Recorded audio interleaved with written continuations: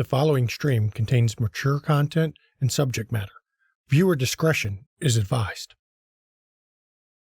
Chicago. Ask someone to picture the city, and they will have trouble coming up with a concise description. When people think of New York City, they think of skyscrapers, subways, and muggers. When they think of Los Angeles, they think of sun, smog, and traffic. When they think of Detroit, they think of cars, factories, and decay. But for those of us that know, there's only one thing we think of when someone mentions Chicago: vampires. And tonight, we tell their story.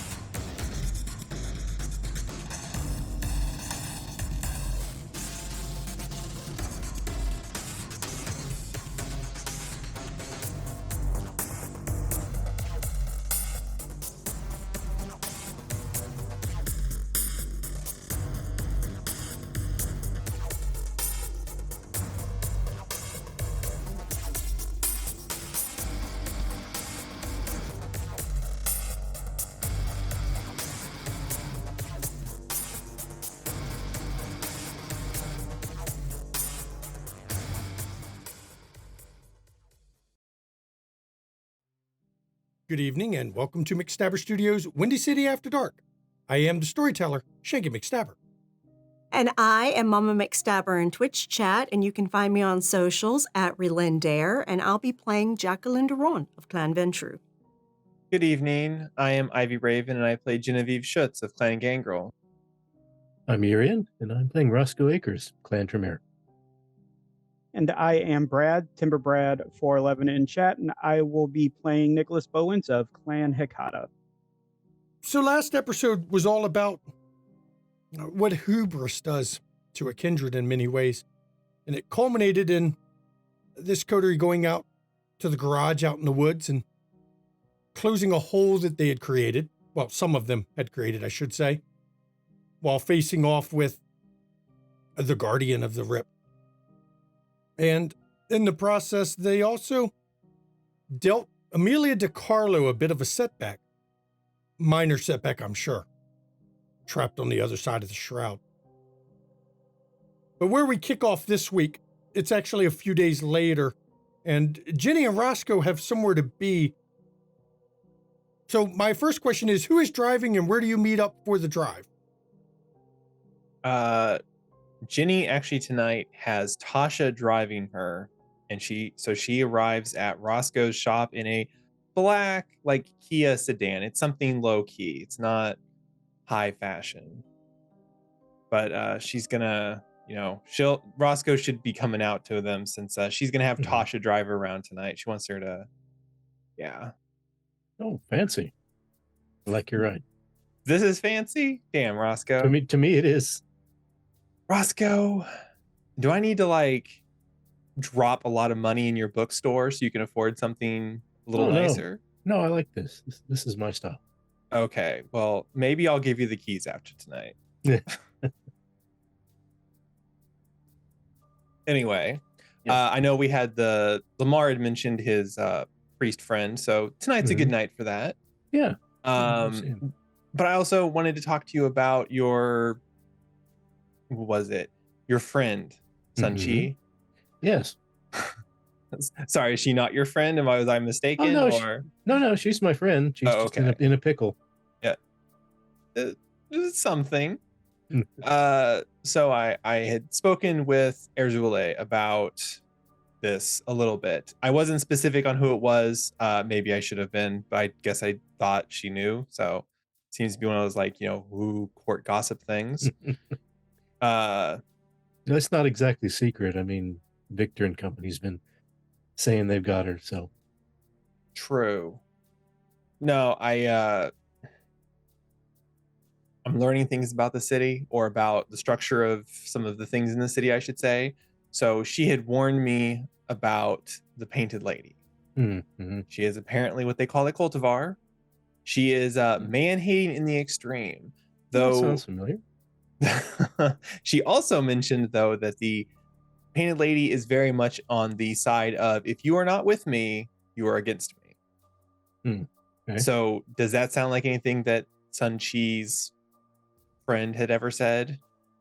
Well, the man hating part and blaming them for like trampling their garden, yeah, that's definitely in the sort of thing that she would say. But whether you're with me or you're against me, I'm not sure that fits with Sun Chi or not. Well, it's something to keep in mind if you ever, Okay. I don't know. I'm not going to say for sure it's the Painted Lady. It could be the Painted Lady, though. In a fortuitous turn of events, I don't know if it's so fortuitous, because I think this is actually more tied into my accepting Erzule's offer. Mm-hmm. I received an invitation from the Painted Lady. Oh, okay. That does not excite me. Mm. What is it? I think Tosh had said something about sparking joy one time. No, does not spark joy, because I fear the Painted Lady is probably closer to what I grew up in before all of this. So, yeah. It's tempting, because it's like, get a free piece of artwork, and I'm just like, I Mhm. know she does body tattoo stuff, and I'm just like, oh, tattoo, but I have to listen to a sales pitch.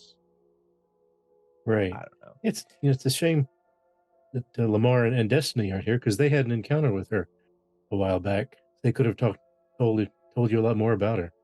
Oh, yeah. I'm sure Lamar's probably wasn't too hot of an experience with her, based on what Erzule Yeah. had said. So, I don't know. I guess I could always send him a text and say, hey, but he's probably going to be like, that bitch, or something. I don't know. Tells me about camp counselors and all that. Lamarisms. So, Yeah. but I guess if I need to, I will accept the invitation on your behalf to go and see what she has to say. But I don't think she's going to be talking about your friend. And I don't want to be like, Probably hey, not. so you doing something with Sun Chi? And then, because. Yeah, it could go bad. Wait, save it for the end. Yeah. Always make sure you get the bad ending. It's worse than a happy ending, I think. Wait. I don't know. I get that reference. What? I get that reference. Oh, you would, after what I've heard. Emilio has been pulling on you, so. You trickster. I mean, everyone has to have their hobbies. Yours is books, and mine is money, and Emilio's is Pansy Nicholas. Wait, I missed that. Did that happen? Not yet. Okay. But if it happens, we're gonna say it was Emilio. Got it. Okay. Come on. You gotta make some fun sometimes, especially when the fucking world is like ending around you all the time. So, Chicago things.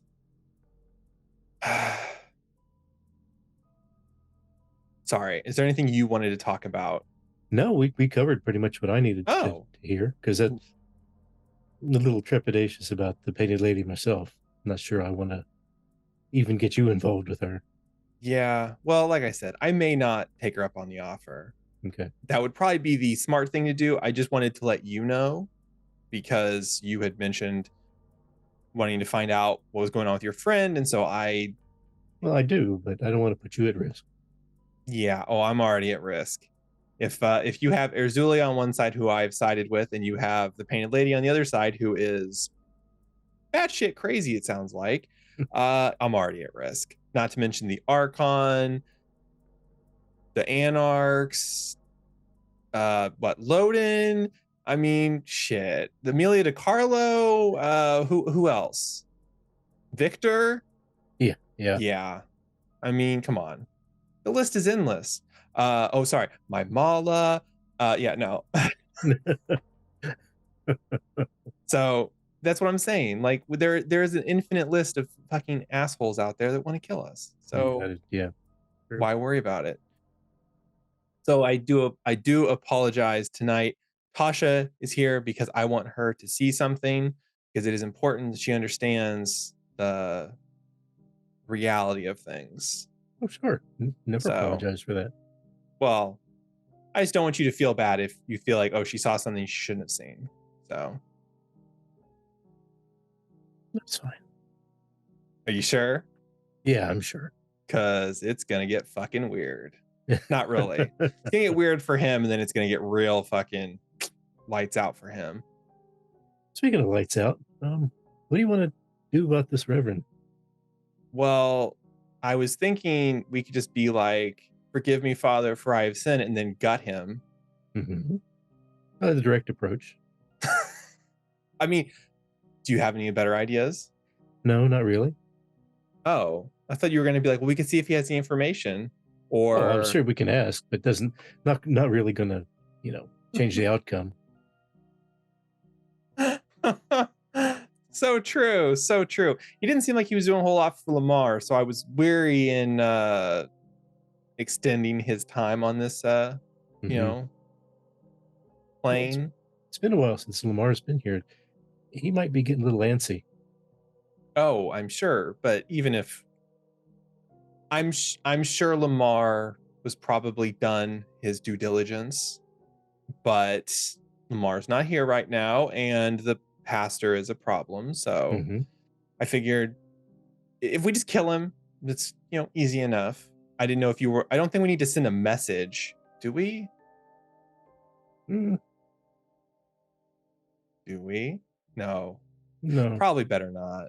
Mm, So I'm thinking, what? Kill him, fire, burn it all down. It's an interesting proposition. Never thought of having a shop burned down before. Oh wait, yeah. It's a church. Well, I was thinking of my shop having burned down a Do couple times. you need a fire to happen, Roscoe? No, I'm good for now. Okay, because I was gonna say I thought you already had your own fire bug issue I- you could handle. Yeah, that's always an issue. My dude, Evan once told me this: don't stick your dick in crazy. Now, while I do not have a dick, it still applies to the general sentiments. Don't stick your dick in crazy. I know you're attached to her, and I apologized profusely last time. Well, not profusely, but apologized last time for being so harsh with you and her, but it's out of love. No, it's fine. I understand you're fed up with stuff going on, and she's not exactly the most well, the best at making good decisions. So You wouldn't say. It's not that I also, it's not that I don't want you all to have the wrong impression of me. It's not that I'm tired of things happening. It's just more that why be swept away by the tides of chaos when you can kind of force them to go where you want to go some. You don't always have to be a passenger in these long nights. You can actually steer the ship. What? Am I being too like philosophical? Is this oh no, not at all. Just imagining being the king of the world and steering the ship. Oh, well, let's start with your bookstore. Okay. Maybe be the king of the bookstore, and we'll work our way up from there. I don't think you've got king material, Roscoe. I'm sorry. That's fine. No aspirations there. Serving a queen will be enough. And Tasha, you hear Tasha speak up. She's been generally trying to be quiet this whole trip. Rome church is right up ahead.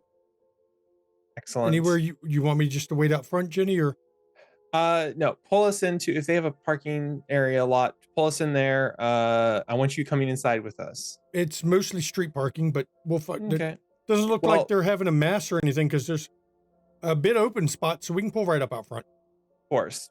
Pull us up to a great spot. It'll be nice. I just, I want it to look natural. And as you pull into the parking spot, we're going to stop right there. We're actually flashing over to Jackie and Nicholas. Jackie and Nicholas, what are you two doing while you knew that Roscoe and Jenny would be occupied tonight? Jackie is taking Nicholas to meet with Primogen Stewart. So where did you meet up? And I assume Etienne's driving. I probably would have picked Nicholas up from his funeral home. Yeah, it makes most sense if she. Coming from her haven, yeah, it would make sense. Yeah, Because of where Primogen Stewart's located, it's actually easier to swing by, pick up you, and then head to her. yeah, because he would definitely still be. Yeah, that makes sense. As you go through the medical district to pick him up, it is still economically busted. Mm-hmm. It is, well, it is a festering sore of drug use and shady businesses as you're driving through it. Do you drive past the building that you all raided one night? As you drive past it, it has been mostly rebuilt. It's still in the process of being finished. There's several cranes, a giant fence around the perimeter of it. And you do notice armed security guards walking the perimeter as they are not built. The construction is not ongoing at night. But it's obvious that there is a rebuilding going on. Question, like as we're driving by, I know usually with these types of building projects, they have the name of the contractor on the outside on the fence. Can we see what the name of either the company, like what is going to be there, or who's making it? Avante Construction is the company doing it, but you don't see it announcing what building's coming back. Does, with my history with terrorizing Giovanni Holdings, does that ring any bells? No, it doesn't, but Jackie can do a intelligence politics roll. Yeah. Just because I intelligence know politics. medical No, district. it's about the construction company name. Does diplomacy at all apply? No, it's the construction company's name. Okay. Yeah, that's a big fat zero. You don't recognize Avante Construction. I mean, I don't recognize that company. I can have someone look into it if you'd like. I imagine it is some shell company, but if the building is already that far along this quick with that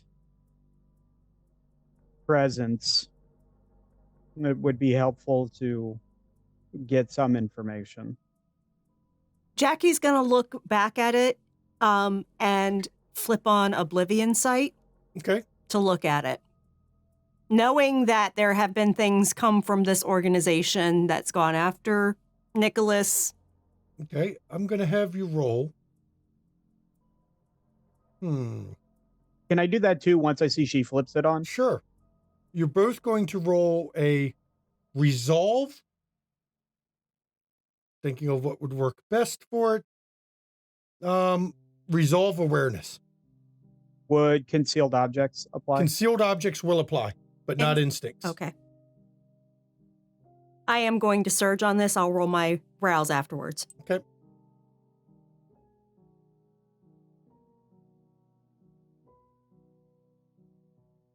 Wow. So Nicholas has got 5. I'm going to roll a willpower. I'll stick with my 5. Ooh. That is 4, 5, 6 with a crit. 6 with a crit Mm-hmm, and a with rouse. 5. And then I'm going to compare it to what I did. And I got hungrier. I rolled a general roll because there's multiple things. It's a way I handle it when I don't want to roll, 5, 6, 7 sets of dice. Mine was 3, which is the average of what you're looking at, which means you're above average. You spot at least 7 different spirits patrolling the area too. Now, the oddity with them is on each one, you can see a silver cord that leads off towards the building itself as they're walking. There are 7 spirits tethered to the building, patrolling as well. Yes, I see them as well. I know Nicholas, I'm trying to remember like what the context of was, but I know Nicholas had some sort of run in with these spirits with the tethers before. Yeah, you were actually, it came out through later research between, I believe, you and Roscoe, that it was very close to the astral projection cords that you see from myth and history of people who project onto the astral plane being linked back to their body with a silver cord. Now, I know Jackie didn't hear that part of it, but you did, so that's something you can share. Yes, it seems the spirits are tied likely to their bodies somewhere in the building. Something is harnessing the ability to traverse the other side, as it were. Very interesting. Worst case, we'll soon have somewhere else to burn down again, so. I think between human gods and humans perhaps letting their souls walk about without their bodies as gods, we might need some assistance from those on the other side. Hopefully this meeting with Primogen Stewart will speed along some of those allies. Yes. She was very amenable to meeting with you this evening, so it should hopefully go well. I do imagine also having a looming push from the prince to be cooperative doesn't make her any less inclined to help. Oh, well, then you're about to get free information from Aventro. If she has been told by the prince to cooperate, that means she's to give you anything she has on it. But I imagine Ventru have learned over their many, many nights that cooperation doesn't always mean open book. Well, worst case, she does owe our coterie a boon. You can utilize that if you need to, but do not offer it first. Let her know why you are speaking with her and see what she says. Thankfully, I don't walk into this owing her anything for me to need to make that kind of offer. It is always nice when others owe you.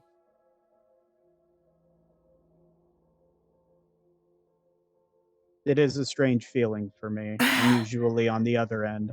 Yes, I usually try to keep a net positive when it comes to prestation, where I am owed more than I owe. I don't mind owing a bit here and there, but I usually try with those I don't find exceptionally pleasant to work with to keep my books balanced with them. Turn around a favor to repay them very quickly. And that is probably why you will make your eventual reign in Milwaukee much more successful than its current And then Nicholas very slowly like puts his hands up like this. Leadership. Oh, many rulers tend to confuse authoritarianism with leadership. They are not the same. Indeed. But I will be there with you during the meeting. She won't rake you over the coals too far because you have an expert negotiator with you. I appreciate you coming with. Of course. And I believe we are there.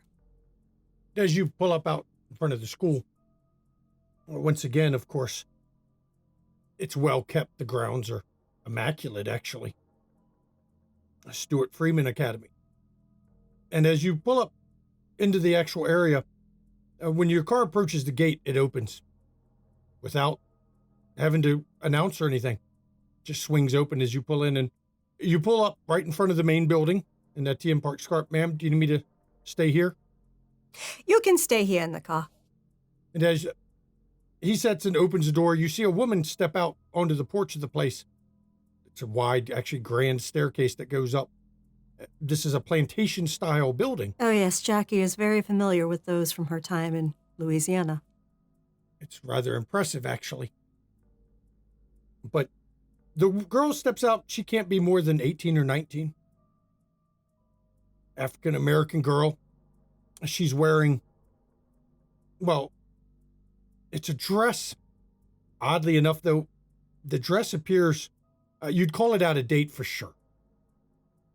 It is a dress you might have seen 50, 60 years ago. And as you approach, and she looks both of you up and down, I assume you are Jacqueline Durand and Nicholas Bowens. We are. You can call me Emily. I am in charge of the door tonight. Pleasure to meet you, Emily. Pleasure. Is Miss Stewart in? Well, of course she is. Excellent. I will take you back to her wing. I'm going to sense the beast on her. Go ahead. We pull that power up. Yeah, me too, because I haven't used it in a long damn time. Yep. Sense the beast. You are going to roll. Well, as soon as I click the right thing. Yours is resolve plus animalism.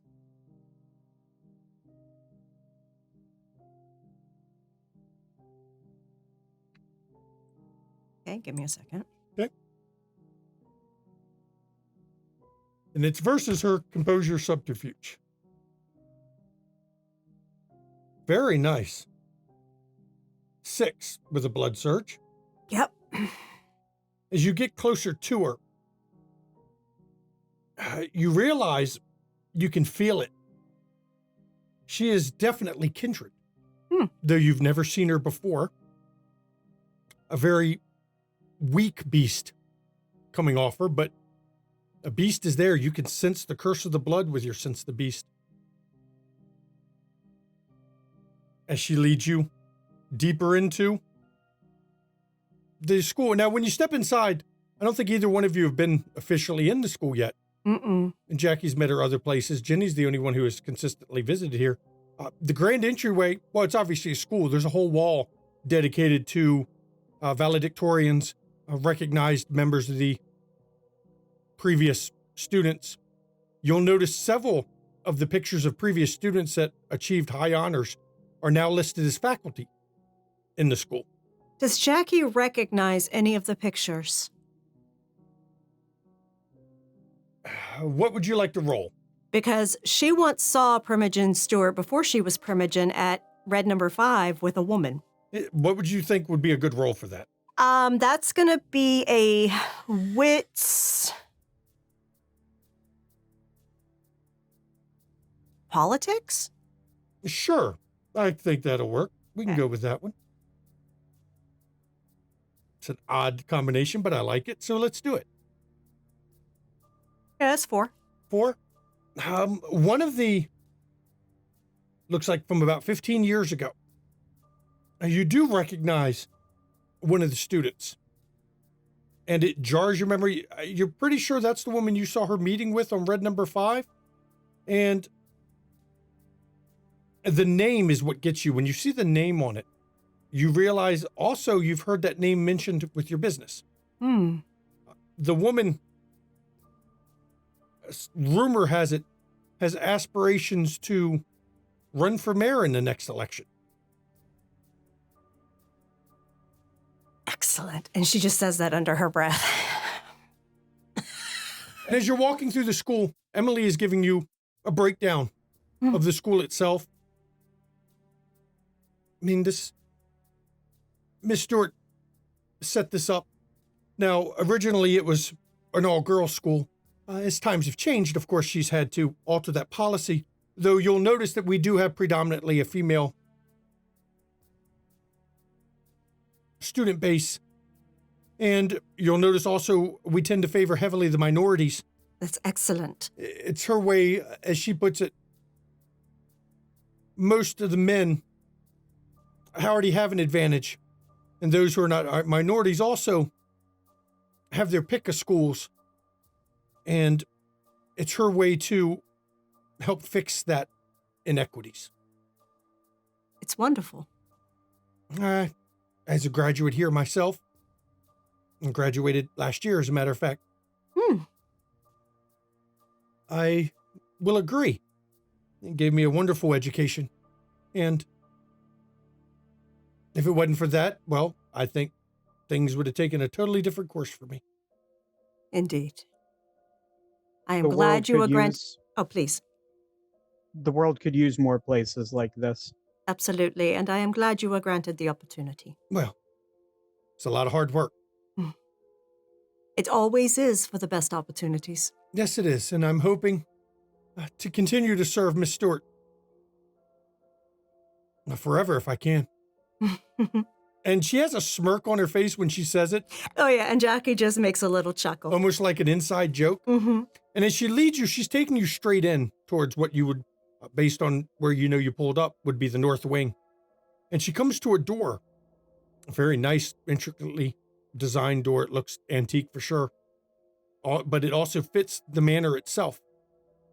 And she knocks on it, and the door opens, and right there is Primogen Naomi Stewart. And she's wearing tonight very a stylish, well-tailored business suit with a skirt, pantsuit, or a skirt suit, you might say.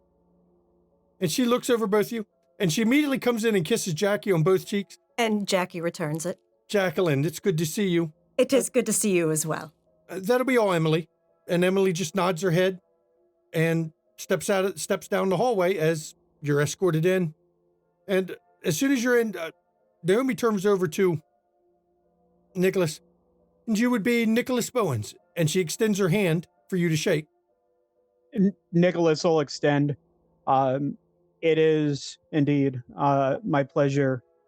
Thank you for taking the time. And Nicholas will look just to make sure, like, the door's closed. The door is closed, and you're actually in. It's actually a hallway that leads further in. She's But completely walled following her? off Okay. the whole north wing. Yeah. So we're following her to a room or something? Yes, you're Okay. following her down the hallway to And another room. Truly, Naomi, I have to tell you, this place is lovely. Reminds me of, well, my youth. And Jackie, you notice that as soon as you come into her section of it, while the front, you can tell it's a plantation, it is a lot more modern. This section has been well preserved in terms of all of the artwork, all of the And the decorations, furniture. the furniture are all very authentic to the era of the rest of the building. It cost me, well, cost my sire a pretty penny to move this here. I would imagine so, but they did an immaculate job. Well, as you know, when you have enough money, Anything can happen. having an entire plantation dismantled and moved in one piece, the buildings cleared, the grounds redone, and had the building reassembled in exact detail. Well, I think the end result is worth it. Absolutely. And Emily is lovely. She one of yours? Yes. Excellent. And she looks you up and down, and you caught that. didn't you? Of course. She is a new child. Oh, she is lovely. She excelled so well. And when she was shot in a drive-by, I figured it was a shame for the world to lose her. Yes. So I ensured that she survived, in Excellent. a manner of speaking. Of course. Of course. But And yes, she takes she's you down to quite a few pleasant. doors and opens it. And inside is I would call it a sitting room, but it's not quite, because doesn't appear to have a bedroom attached to it. But it is a well-done lounge. Please, have a seat. And Jackie does. Nicholas will hesitate, but then thinks better of his usual I'd rather stand and sits down, but he's clearly not, like, he's kind of sitting on the edge of his seat, not like nervous, just more uncomfortable. And Jackie is leaned back with her arms resting on the arms of the chair. And you see Naomi sit down in a padded chair, then lean back a bit. So, what can I do for you tonight?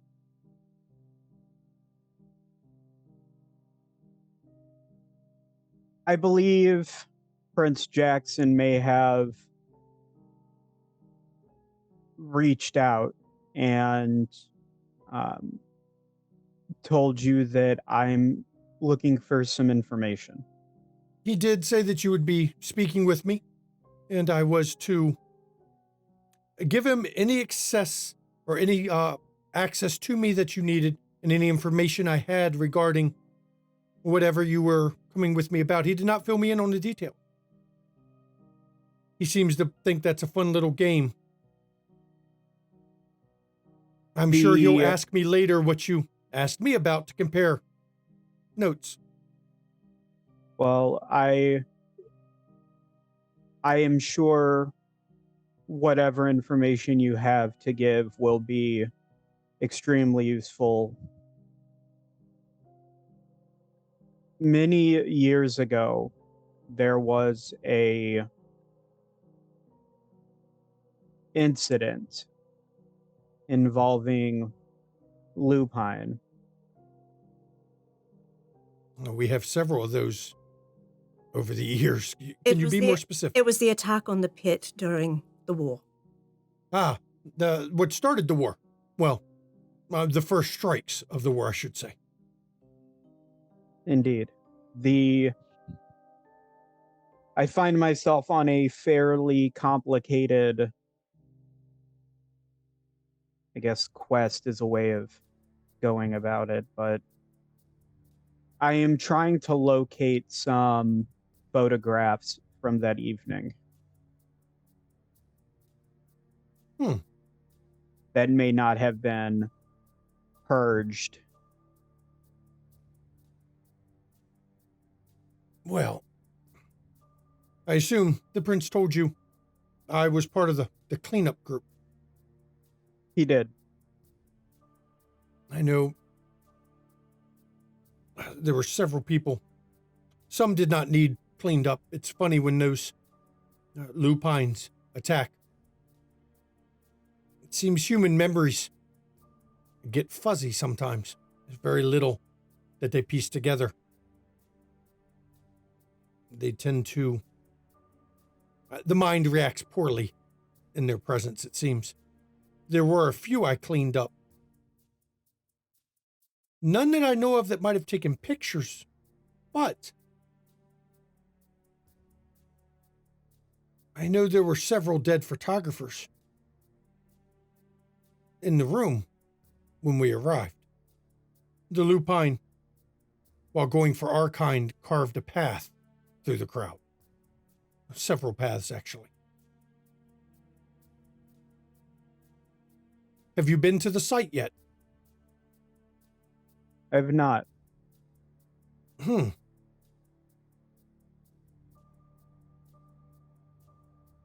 I would imagine anything that I was looking for would have been collected to maintain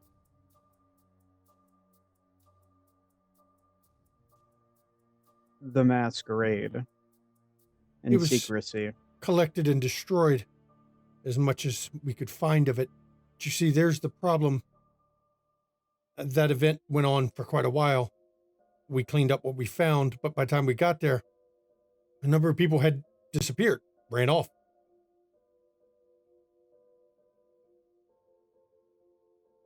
But if you're looking for photos from it, I have to think.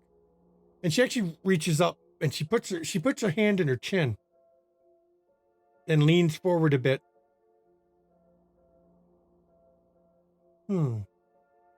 It would have to be somebody that, first of all, kept their mouth shut, or I would remember them. You remember most of the people that you're forced to do selective editing on. But if they kept their mouth shut and had the photo, it wouldn't be a paparazzi and it wouldn't be a newspaper reporter. It'd have to be somebody that was a fan at the time. A groupie, a hangers-on for the group. Somebody who had kept it as a memory.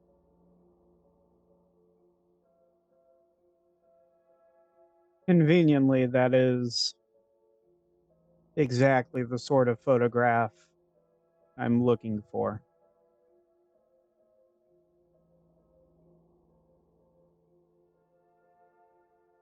I don't want to imply that you're stupid.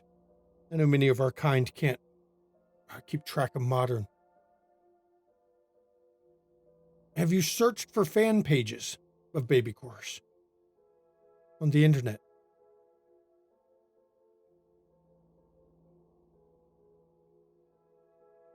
As Mr. Ond here, I'm sure, would be quick to tell you, I have my stupid moments. However, Jackie chuckles at that. I would find these particular photos problematic, seeing as the time from when they were taken. And the subject matter. I doubt And this, anyone would have posted pictures of that nature directly. But if you find someone who runs a big enough fan page, you will find references to the massacre in the pit. That is a good idea, Nicholas. Check that way. One of them would be old enough to have attended. Mm-hmm. Sure, they're not dumb enough to post pictures. We can be as subtle as we wish, but you know how rumors get. One too many site owners that set up pictures from that event disappears off the net. People stop posting the pictures themselves. Absolutely, but they may talk about it. But they may talk about having been at the event, or they may talk about the event in a way that shows they had more knowledge than what is historical about it. Historically, it was, well, Baby Chorus was a urban gang. It was retaliation. It was a gang war hit. Killed several people. Official. Jackie leans over and puts a hand on Nicholas's arm. One of my people can help you with that research. But if that isn't enough, who knows how much you'll find. I am more than willing to arrange for you to be taken to the pit.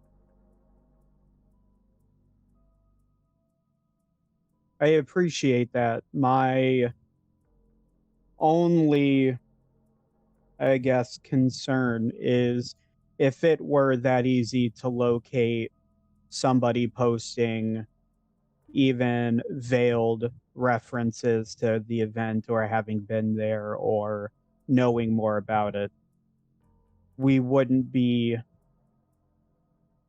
here right now with me having to do additional footwork. Not to say it's not worth crossing T's and dotting lowercase J's. Here is the But- thing. Almost no one knows where the pit is. Almost no one knows how to get there.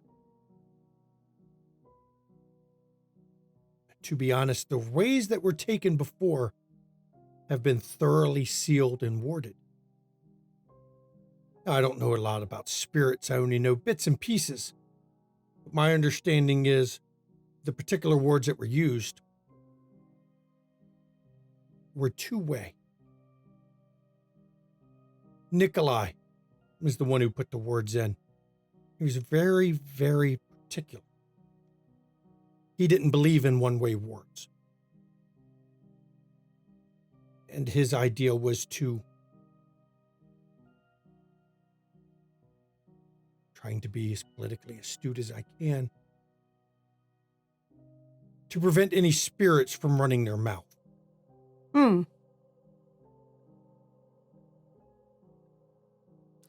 So you are saying that because it is thoroughly sealed, there may be some spirits trapped in there? My limited knowledge tells me that is quite possible, and I only know this from comments Nikolai made. His worry was not the spirits of those who attended the show, but more in case, how did he put it, any of the lupine were trapped or had hidden in a realm that we couldn't see. Understood. Nikolai, for all of his faults, and trust me, he had a lot, was very thorough and extremely powerful.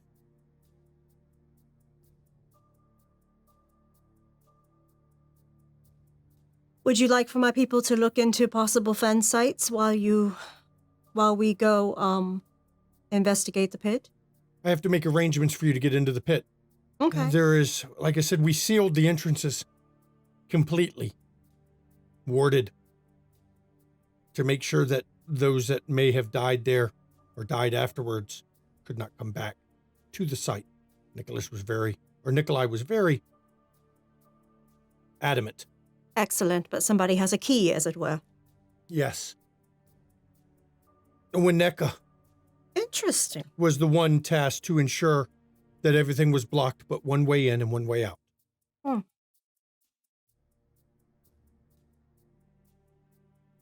So I have to arrange with him, under the prince's orders, to find out where that entrance is and to arrange our escort. It is nominally not only off limits, but guarded by Clan Nosferatu. Excellent. My suspicion was there was more to the pit attack than the start of the Lupine War. The Lupine knew where it was. They were particularly aggressive in that site. And Nikolai seemed to think we had to make sure that nobody would come in or out again. There is a possibility, based on recent knowledge I've gathered, that it may be a holy site to them in some way. All right. Now you see why it was properly guarded, to prevent them from returning. Now that is just theory on my part, but it seems to be well founded for me. Why would we go through, let's be fair, there was a lot of areas the lupine hit in public. I've heard. I wasn't here at the time, but They struck the Succubus Club in public, in front of everybody. Yet it was not warded, it was not sealed, it was not hidden except for one entrance. We did not go wipe memories. What happened to the Succubus Club? The lupine attacked it, killed the kindred that was the owner at the time, and burned it to the ground.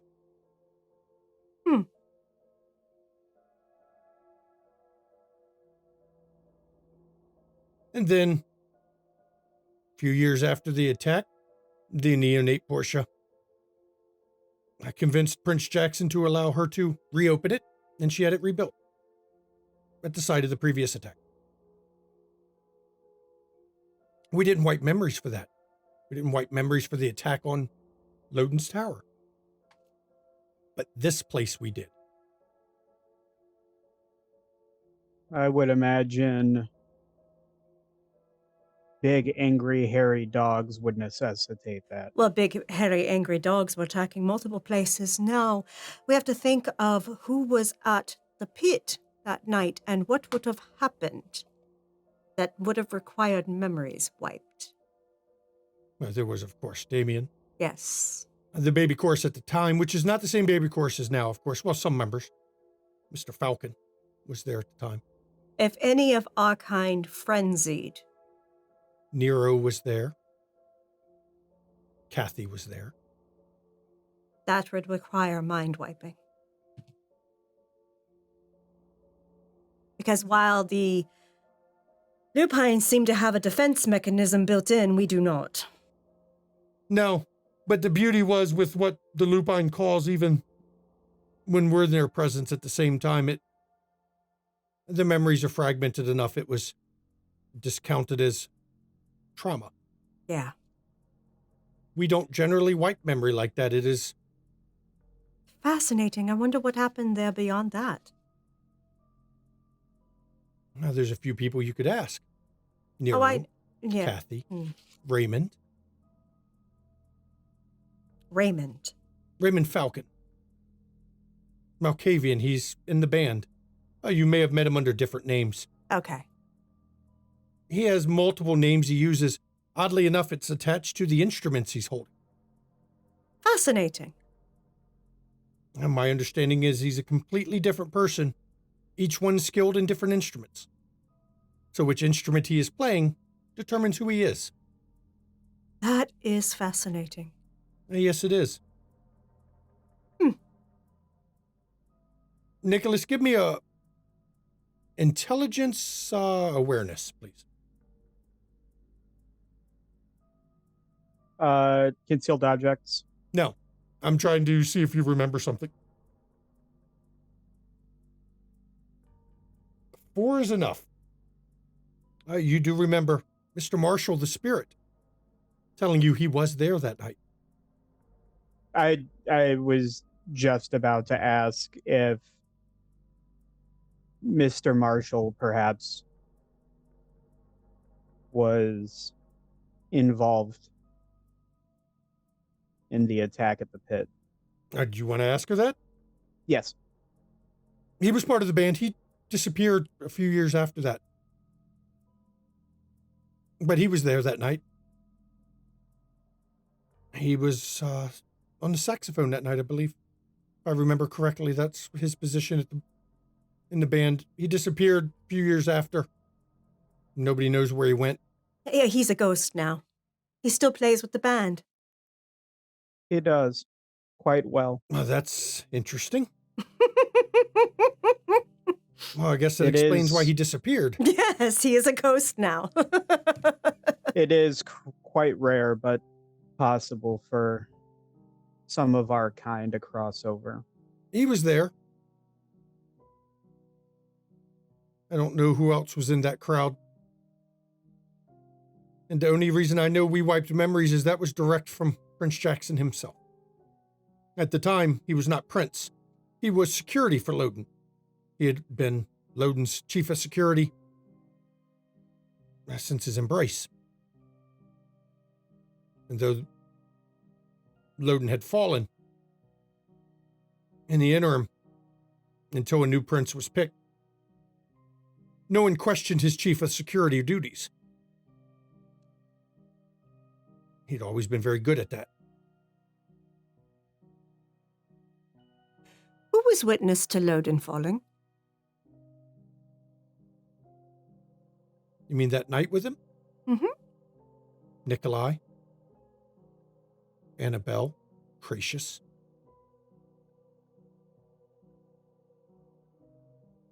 Khalid was there as well. Khalid was not Primogen yet, but he was there. There was a meeting that night in Loden's penthouse. And Jackson was not there at the start of the meeting. The way I understand it is when the lupine hit the succubus club, Jackson realized that Loden was also going to be a target that night and rushed to see his sire and found them in a battle with the lupine. And that was the night he seized Loden's sword from the wall and used it to carve a path through the lupine in an attempt to save him. Unfortunately, Loden fell, but he did save the rest of the Primogen. The building burned, and that is why Ed Jackson gets the nickname the Paladin. He must have been quite a sight. His ebony skin with him with that silver sword, Oh, I'm sure. hacking he his way was. through lupine.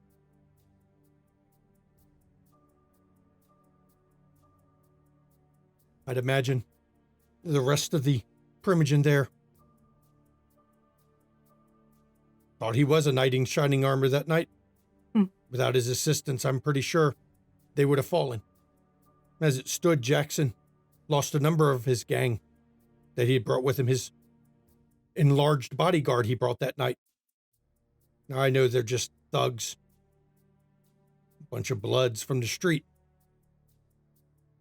but they were his and they fought well. Excellent. Thank you for sharing that. No, that's a bit of history. I Don't wasn't mind. here, so I try to piece together the city, as it were, as I can. So, It's common knowledge, really. yes, I figured it was, but I just hadn't come to it yet. And like most common knowledge, it's become common knowledge and nobody talks about it. Yeah, exactly. Excellent. I Nicholas, will contact you, Mr. Bowens, in a few days. I'm going to arrange with Wineka an escort to the entrance. I appreciate your help, Primogen. That is not a problem. Nicholas, would you mind giving me just one moment with my Primogen? There's something I'd like to discuss with her privately. Sure. Nicholas will get up, offer his hand real quick to the Primogen. And she takes and shakes your hand once again, and she has a firm, almost steel grip when she shakes your hand. And then once he's done shaking, he'll go and he'll step outside into the, I guess, like, I'm Hallway. assuming there's like an inner sanctum. There's and a like, hallway. Mhm. When you So step he'll in, go out. when you leave the room and shut the door, Jackie, you see Primogen Stewart walk over to one of a cabinet in the side of the room, and she pulls a stone out, just a small round stone, and lays it on the table. Mhm. You can speak freely right now. Thank you. I couldn't help but notice your wall of prestigious graduates as I entered. Well, yes, we have a number of them. It is a harsh school. It is hard to meet the standards, but for those who meet the standards, we do ensure not only recognition and accolades, but well placement and an investment in their future. Absolutely. I know many of them are in prominent positions within the city. I am curious about one, though. Graduate from about 15 years ago. I saw you with her at Red Number 5 just before the announcement was made that you were becoming Primogen. That was the night I met Aberdeen. Aberdeen. Mhm. She is planning to run for mayor. Yes, she is. How have you heard that? We haven't made it official yet. Pillow talk is funny like that. I'm sure it is. I guess one of her close advisors must have talked. Yes. Although I will say my escorts are not prostitutes, but they do escort to activities and learn things. I like to keep an ear to the kind population, figure out what's going on in a city. I have an individual that I'd like to make a deal with you about. And I'm more than willing to thoroughly invest and donate into her campaign fund. Money's not a problem. Oh, I'm sure it isn't. In case you don't understand, the current mayor is a toreador creature. And I've decided that can't continue. Of course not. So, money's not the problem. Both sides have more than enough. Excellent. It is a matter of leveraging. And she gets a wicked grin. finding enough scandal to get his ass gone. Oh, I'm certain we can arrange scandal. I am associated with the Wicker Park Police Precinct.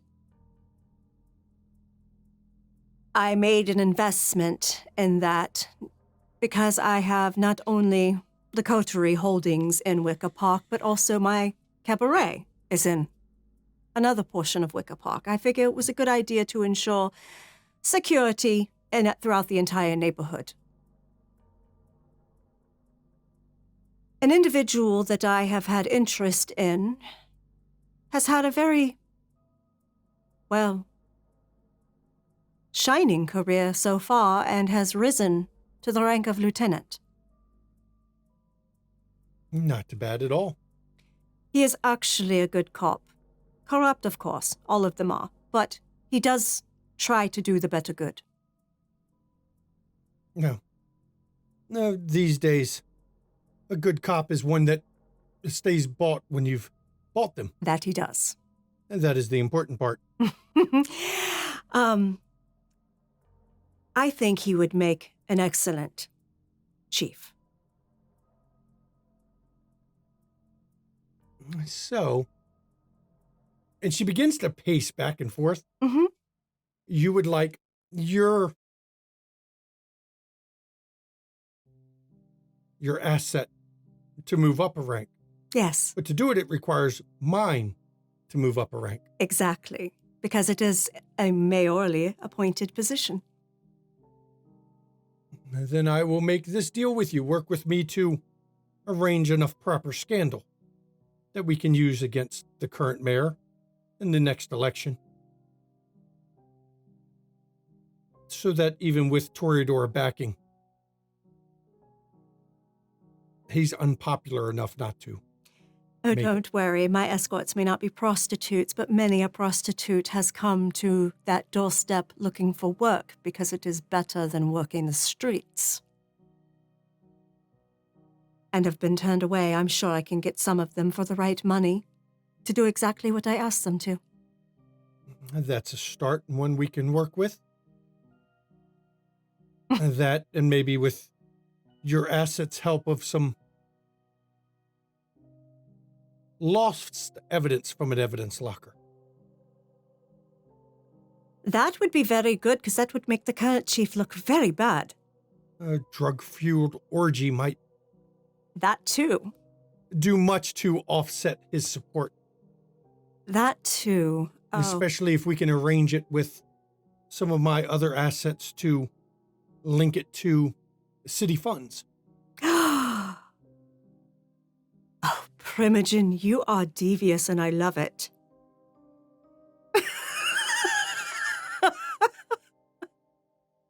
You don't survive in this world as a woman unless you get creative. Exactly.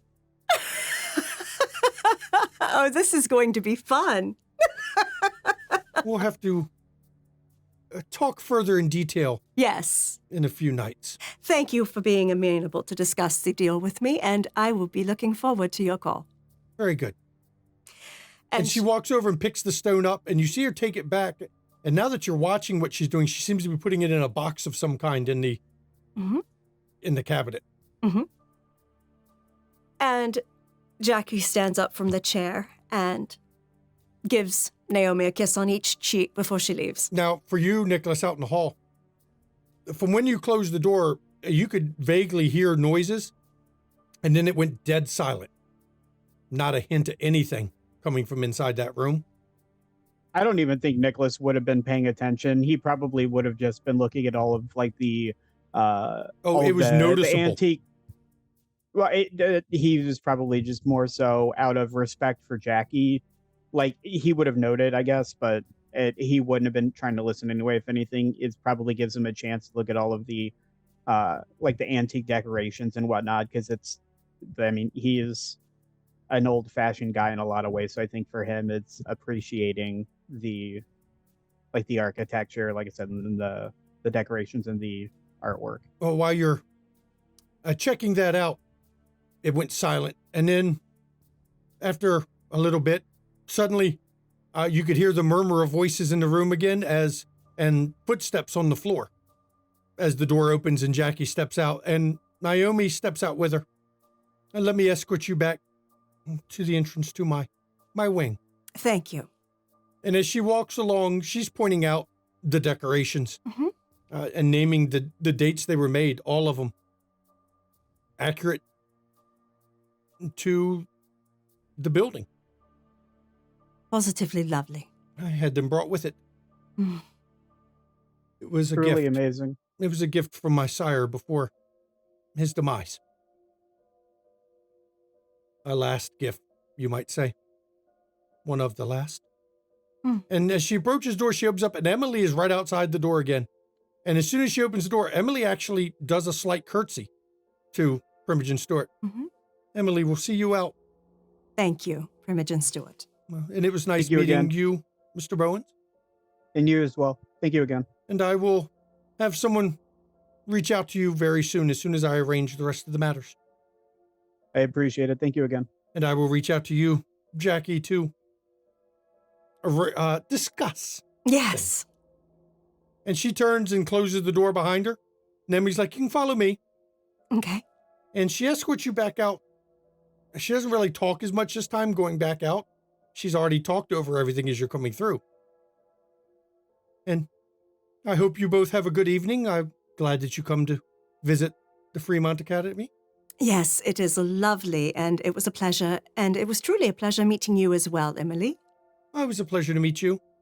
And you'll find I'm here 3 nights a week right now. Oh, excellent. Well, do have a lovely evening. You as well. And as you go towards the car, Etienne opens the door. And you two pile back in the vehicle. And as you're riding back, I'll give you two a brief scene real quick so you can have any talks you're having in the car. Sorry about that, Nicholas. I just come to realize that one of her graduates is running for mayor, and I have a police lieutenant that I think would make a perfect replacement chief of police. No need to explain.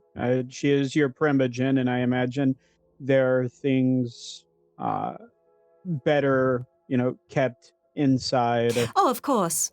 She had a stone that made it quiet. I noticed. I wasn't, out of respect, wasn't Oh, I appreciate trying that. to. Yeah, to eavesdrop, yes. But it was noticeable how silent it became. So That is a it handy little works. device. Yes. I wonder what it is.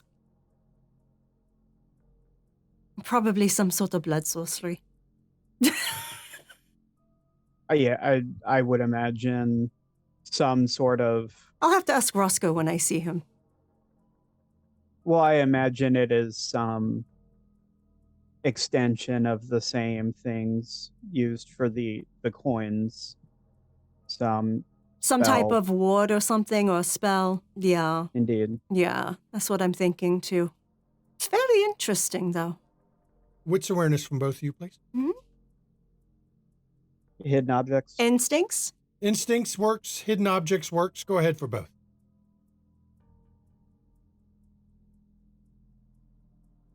I'm going to willpower.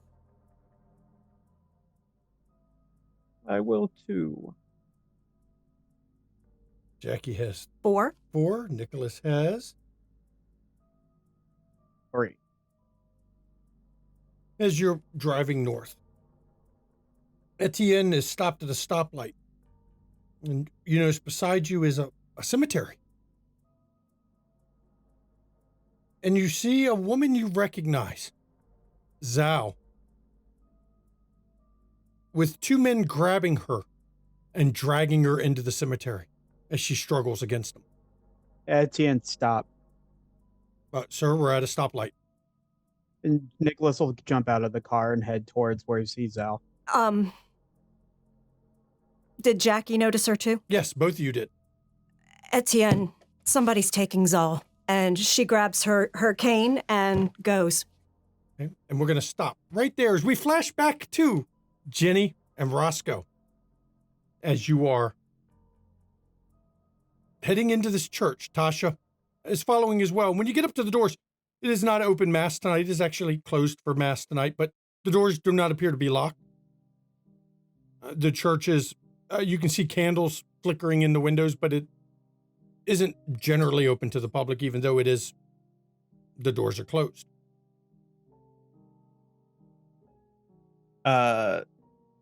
Before we go in, Mhm. I'm hoping we can get him. I think Lamar spoke something about a basement. I'm hoping he can take us down there 'cause it's the perfect place for the so Okay. it's all to lure him in, as it were. Anyway, Tasha, please bring the actually, yes, bring the bag now. There should be there's a large like duffel bag in the trunk, and it is heavy with a sloshy sound inside of it. Sure thing. And she heads back and comes back with a large sized duffel bag as she's got it slung over her shoulder. And you can tell it's kind of heavy. She's kind of leaning a bit, but she's carrying it. All right. One of us going as a lost soul looking for help. Sure. Father, for I have sinned, please, how may I make penance? Sort of thing. Yeah, kind of like that. Okay. Just to get him off. Yeah. Let's go with that, so we're not standing around out here too long. Okay. But you go first. Okay. And When you open the door, the church is empty. And you do immediately see a man, obviously in clerical garb, as he's putting out candles around the room. And as soon as the door opens, he turns, I'm sorry, children. The church is closed. We've already completed our service for tonight. Father, do you have a minute to speak? I have a troubling matter I need some counsel on. As he looks over you, he looks towards Tasha, then he looks towards Jenny. He gets extremely nervous. And you can see it. His eyes start cutting to a door in the back, cut over to the door you just came in. No, my son, the church is closed. You're going to have to leave. But I really do need some counsel, Father. Are you sure you can't help me just for a few minutes? And he reaches behind his back and he actually pulls out a cross. Okay. And he holds it up at you. You're going to have to leave. I don't understand. Have we offended you, Father? And you see him, he starts to edge towards the back door. No, I know what you are. You're like him. No. Like who? What? Like what? I'm not allowed to say. Don't want my family to die. And he starts edging a little more towards the back door. Does he ever look away from Genevieve? He's not looking away from any of y'all, but he's Okay. slowly edging. Now, Yeah. it's a No, bigger that's fine. church, but there's more than enough room. Does it have The like door is the closed. You figure if he made a break for it, and the time it'd take him to open the door, unless he's planning to go through it bodily, you could probably catch him. Yeah, okay. No, I was gonna say, does it have like rock pillars or anything in it? But yeah, I guess probably doesn't. It's not that style of church. Genevieve is going to activate Silence of Death, and she's just gonna rush him. Okay. And he seems to be caught by surprise. As soon as Jenny starts moving, he starts moving as well. But while the distance to that door is about equal from his distance to get there as yours, you got the head start. And as he reaches the door, he's fumbling at the doorknob as you, plow into him and knock him completely from his feet.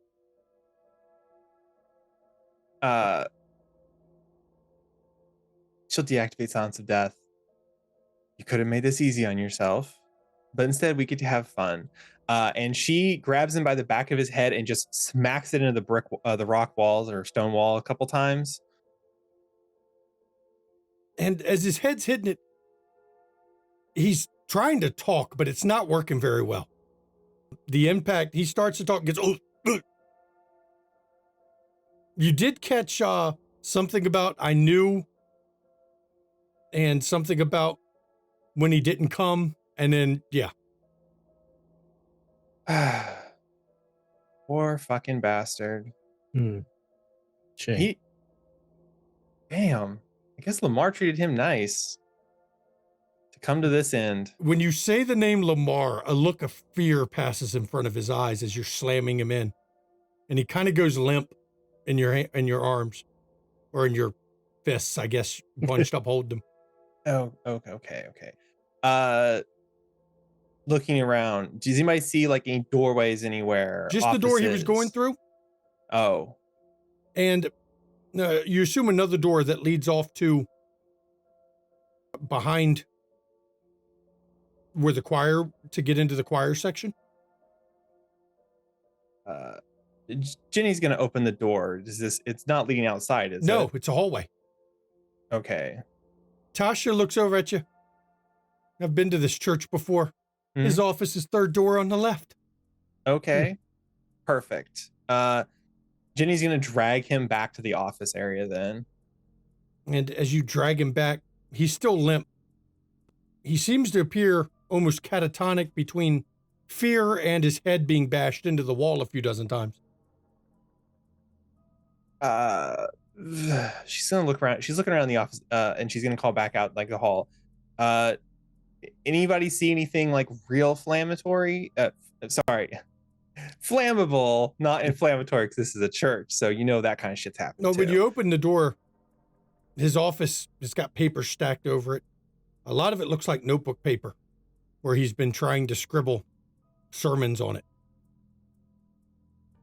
And Tasha kind of follows partway down the hallway until you say that. Well, we could grab the benches out there. They look old enough. And True. she's got a look in her eyes you've not seen before. It's a bit of a twinkle and a bit of a feralness to her. Now, you've had ghouls before, Jenny. You know the effect of your blood when you ghoul somebody. There's a little bit of the gangrel blood in her for sure as a ghoul. And the wildness that comes with it is, you can see it in her eyes.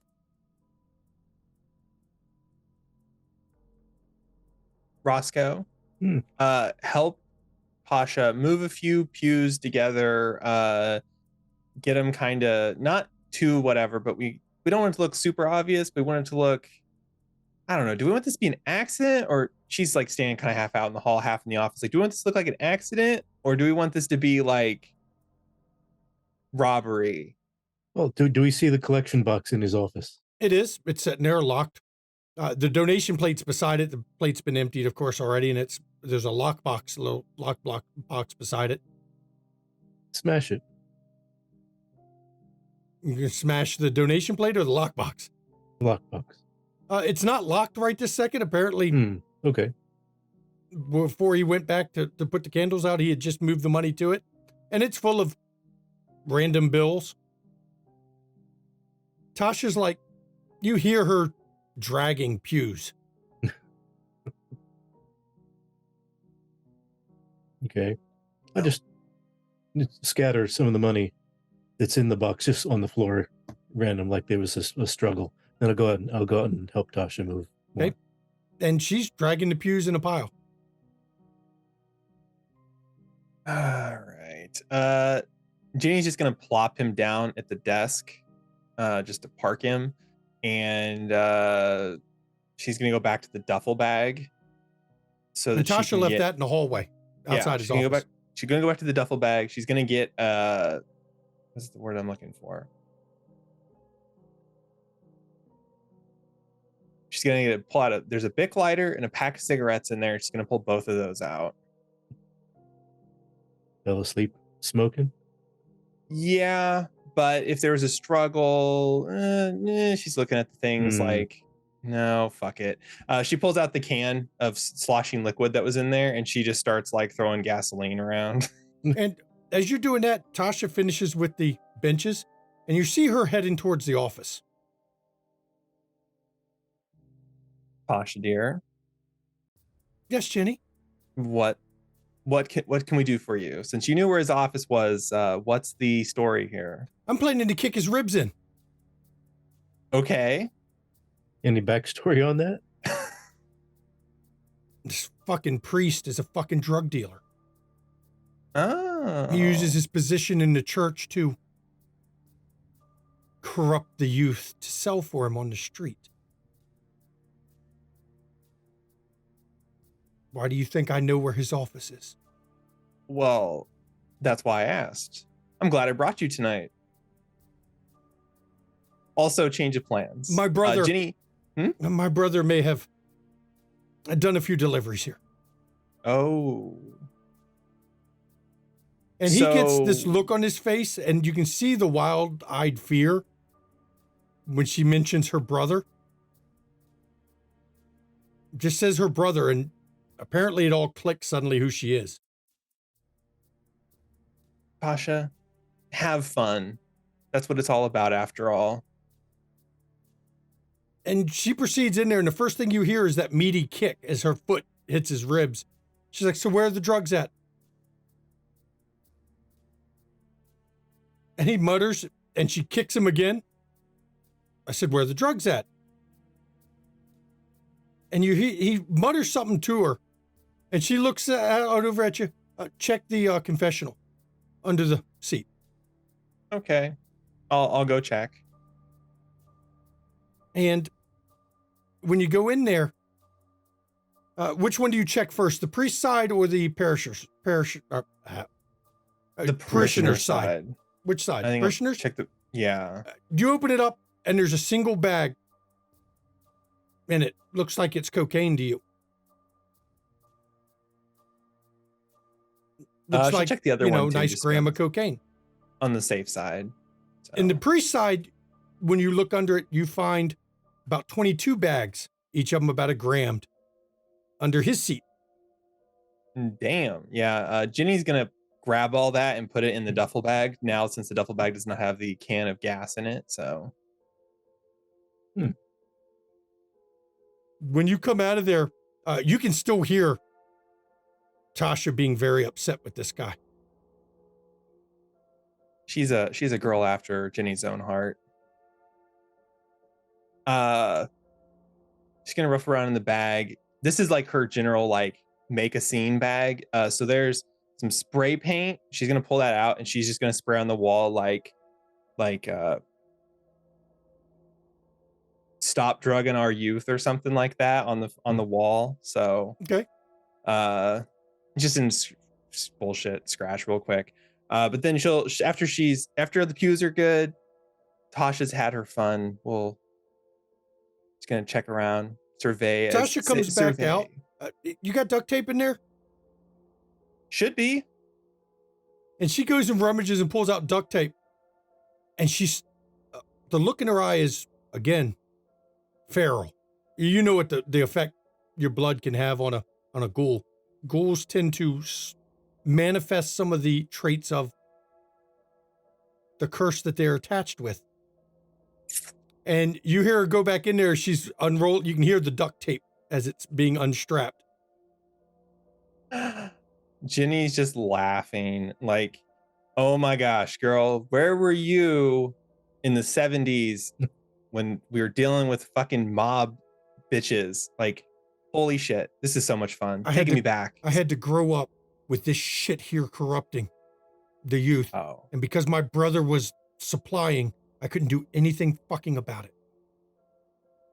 I'm sorry. Now I can. Yeah? Because circumstances have changed. Well, we're cleaning up the streets, Tasha. One jackass at a time. And you come back in the room as you can hear her taping, and she's got him duct taped to the chair. And his mouth duct tape. Oh. Ginny is actually, she's going to grow her feral claws out. She just needs the nail, because she's like, no, Tasha. We want it to be whatever, but do you want him to suffer more? He can breathe through his nose. Actually, did you find any cocaine? Yeah, a shitload. Let's stuff a bag in his mouth. All right. We're setting up a crime scene, right? Yep, you got it. Jenny goes and she grabs a bag of cocaine. It's little Graham. She goes, we'll stuff it in his mouth, tape his mouth back shut. He either swallows it or he dies with it in his mouth. Either way, I think it'll accomplish the same thing. They'll either find the plastic in one place or find it in the other. Has she kicked his ribs in completely yet? No, she hasn't completely, but he is gone unconscious at this point. Between his head bashed in the wall, the sheer fright of an obvious predator coming to intend him harm, the terror Lamar had put in him, and then her kicking him around in the gut a few times, he's out. Damn. Genevieve, you see her finger kind of switch back. See, good thinking. I wasn't even thinking about that. I was more of just like, I always forget the nose. I was thinking of the mouth. You're youth and the need to breathe. Roscoe, remember that one. Okay. Don't give me that, Roscoe. I wasn't always a good girl. You know that, Jenny, you know. I've told you before. There is no judgment here. Someday, I'm going to start telling you the stories about my youth and we can compare, and it's going to be fucked up. Well, I stayed out of most of it, but I didn't make it as long as I did without learning a few tricks. You know what? As my brother would put it, the cops, when they find somebody dead with drugs anywhere on them, they automatically chalk it up to yet another drug death. Yeah. Well, you got a lot to learn. I'm learning from you. Roscoe's learning from you. This is fantastic. I'm so glad I brought you along tonight, because Evan probably would have fucking just said, stick him to the wall or something. I don't know. Evan's got a different way of doing things. It's fine. Is everybody ready to go? We good? Anything else? He's not going anywhere. You know what, Tasha? Ginny hands her the lighter. All yours. And she flips open the lighter, because I assume it's a Zippo, because of course it's got to be done with style, even for Jenny. And she looks at it, looks at him. Now, I'm not going to make you roll a frenzy check for just a lighter that far away. I'm not one of those storytellers, because unless she starts coming at you with it, it's not raw Shrek. I'm sorry. Yeah. But do you stay in the room when she throws the lighter on him, or do you step out? Because no, Jenny's gonna be grabbing the bag and heading towards the door. So, and you hear a whoosh sound as she steps out, and you can already smell the gas and the burning flesh as she's come out. All right, let's blow this church stand. And Tasha, the feral look is still there as you go and get in the car outside. And I'll let you all have a scene, but as your scene progresses, the feral lasts for about another 5 to 10 minutes before that look of a killer disappears from her. I turn it over to you two as you're talking on the way out before we go to break. Damn, Roscoe, Mr. Muscle Man there. Even though I know Tasha did a lot of the work. She did all the work. I didn't do anything. You're probably like, why the fuck did I even come? You came so you could see a great sight. I did, and this was amazing. And we learned. Remember the nostrils. Yeah, I would not have thought of that. Yeah, see, you just always think of the mouth because it's right. So you breathe and you feed from it. So, or did breathe from it. I don't know. Whatever. Oh my gosh. Damn. This was a lot more fun than I was expecting. What? Oh no, nothing. This was great. We took care of the problem. We got some snow, some play dust we can have fun with later. I'm sure it'll come in handy for somewhere. With this group? Oh, definitely. Oh, definitely. Oh my gosh. Can you imagine? Holy shit. Remember was I talking to about the methed out gators in the sewers? Oh, that was Jack. That was somebody else. Okay. It was not you. Sorry. No, it was Roscoe, bring Jackie. you up to speed. Bring you up to speed real fast. We got all this cocaine. We get some gators. Get them hooked on cocaine. Put them in the sewers. Oh, come on. It might work. It could work with the feral nos. Maybe. Not, probably not. I was more hoping that we'd get lucky and one would just like death roll Loden's fucking head off or something, you know? You know, it's Chicago. People probably wouldn't even bat an eye if they came on the news. Meth gators in the sewers. Oh no. Gosh, sorry. It's always fun to do something different and feel like, you know, getting that W, especially after the creature in the basement and apparently Amelia DiCarlo's dumb fucking ass escaping back into the realm beyond.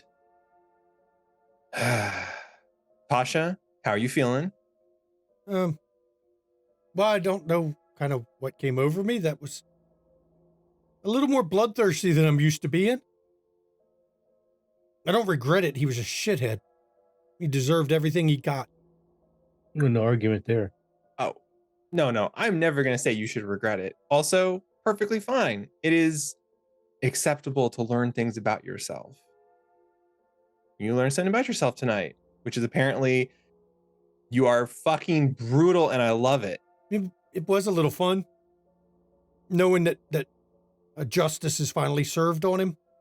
Fucking gold star, Tasha. Also, you have officially vaulted past Frank in the ghoul standings. Not a real thing. I'm just trying to be that team leader, whatever kind of thing. I need to go to some more seminars on this shit. No, he is ruthless with business, but oh, I know.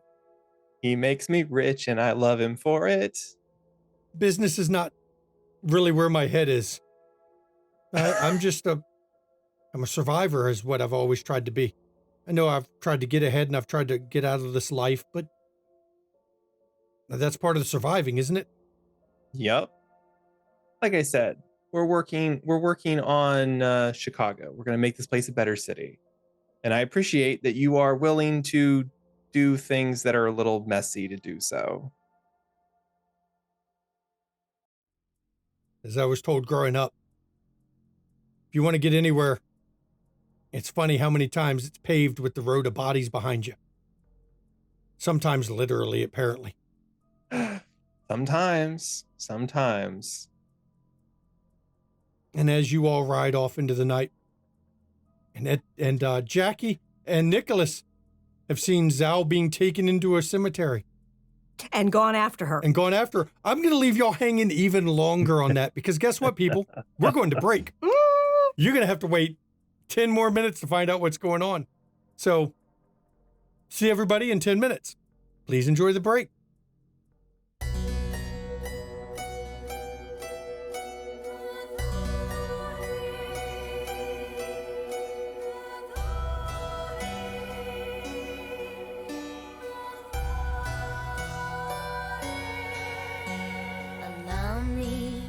Introduce myself, though I fear you've heard my name, and that you've heard the story of Countess Bathory.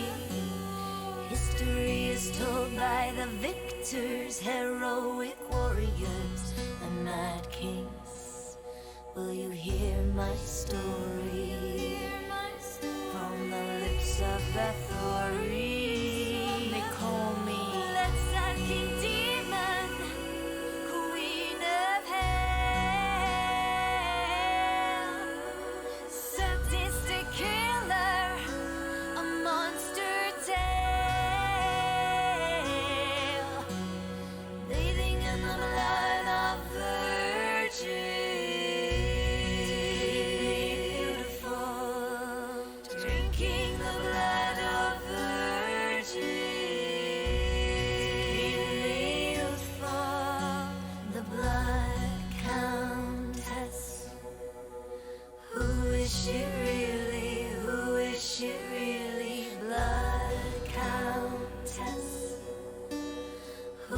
wisci really a je bebatori.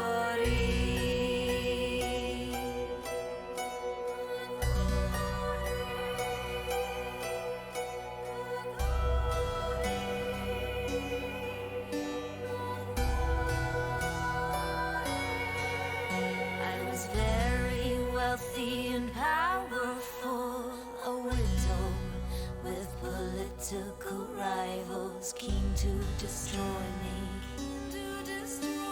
and take my property. My plea was never offered, all my confessors were all tortured, or how they destroyed me for my property. They put me up, shut me up, shut me up, put me up, put me up, shut me up, and told a story of a bitch called Bathory. Let's sucking demon, queen of hell, sadistic killer, a monster tale, bathing in the blood of virgins, beautiful, drinking the blood of virgins, youthful, the blood countess. Who is she really? Who is she really? Blood countess.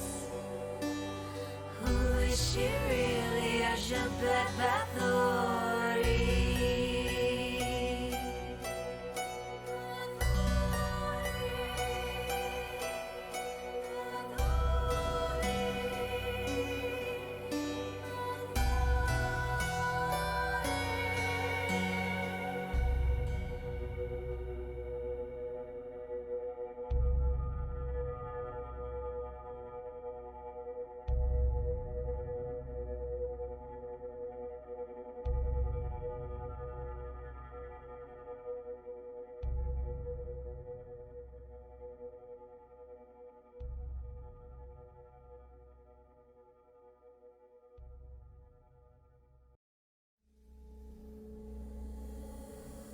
Splinters of my soul cut through your skin and burrow within, and burrow within.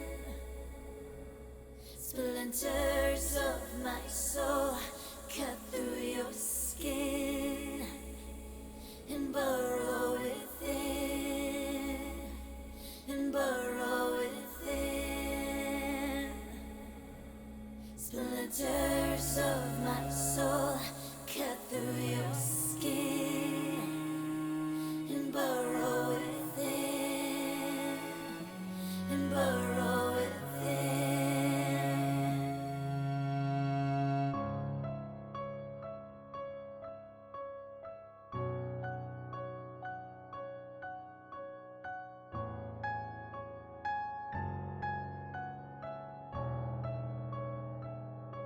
I've always been the hunter, nothing on my tail. But there was something in you I knew could make that change. To capture a predator, you can't remain the prey. You have to become an equal in every way. So look in the mirror and tell me, who do you see? Is it still you, or is it me? Become the beast, we don't have to hide. Do I terrify you?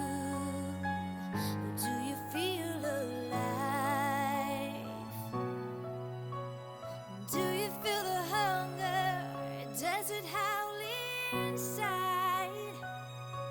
Does it terrify you? Or do you feel alive? Splinters of my soul cut through your skin and burrow within, and burrow within. Splinters of my soul cut through your skin and burrow within, and burrow within. So embrace the darkness, and I will help you see that you can be limitless and fearless if you follow me. We are the lions in a world of lies. We are the predators, the hunters, the hunters, the hunters. Become the beast. We don't have to hide. Do I terrify you? Do you feel alive? Do you feel the hunger? Does it howl inside? Does it terrify you? Or do you feel alive?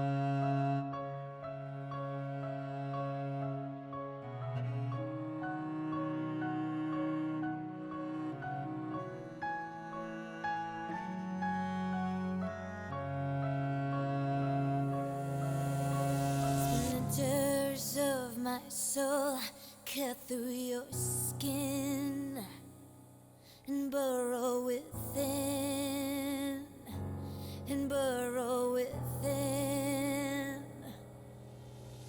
Splinters of my soul cut through your skin and burrow within, and burrow within. Splinters of my soul cut through your skin and burrow within, and burrow within. Splinters of my soul cut through your skin to burrow within. Do you burrow within? Do you feel the hunger? Does it howl inside? Does it terrify you? Or do you feel alive?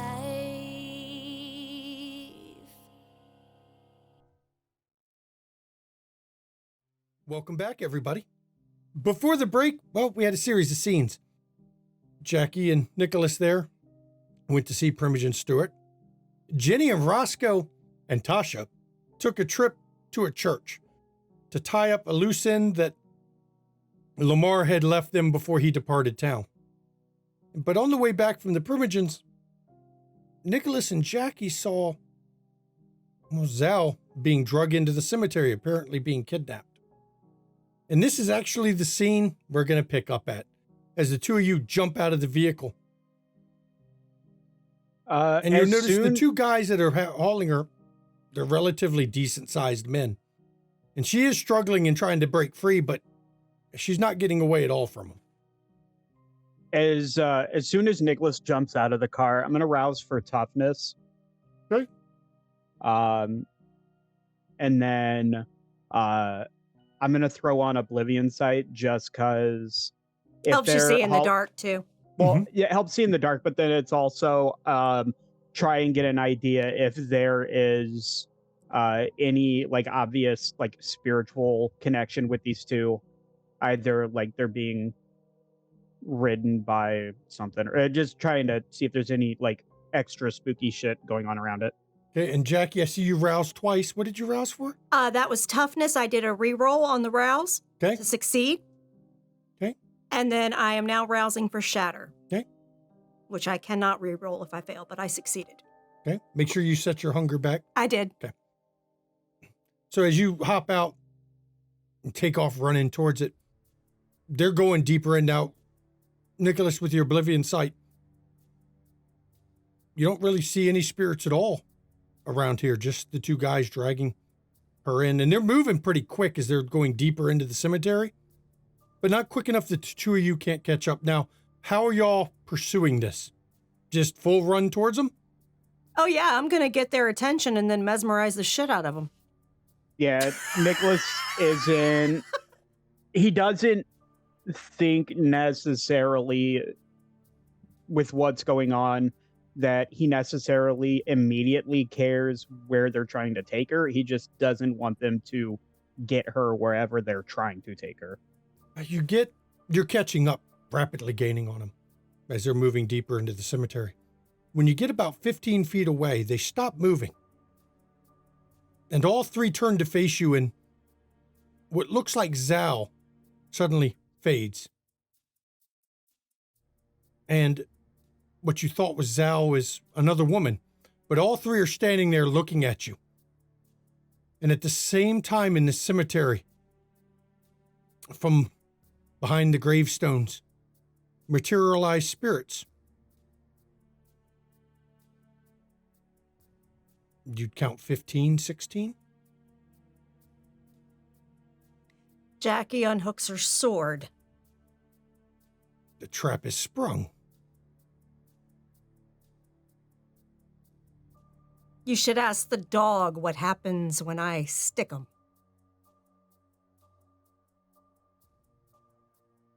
You sure you want to do that? Are you sure you want to do that? I think you're a bit outnumbered.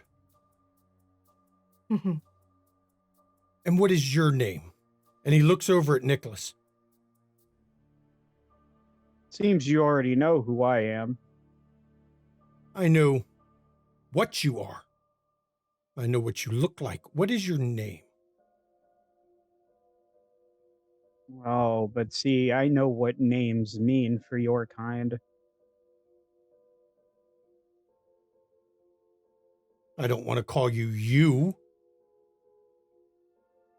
I won't take offense to it. Okay, you.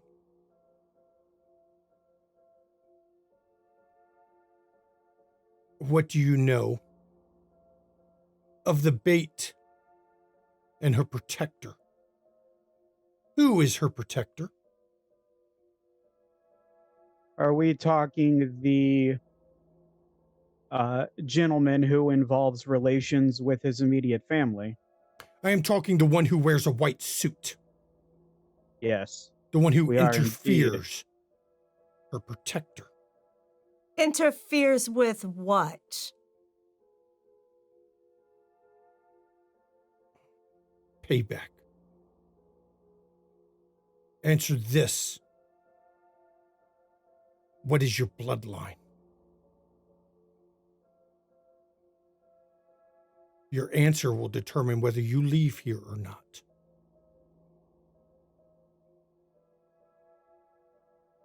My bloodline or hers? Yours. Yours. Mine doesn't matter to them.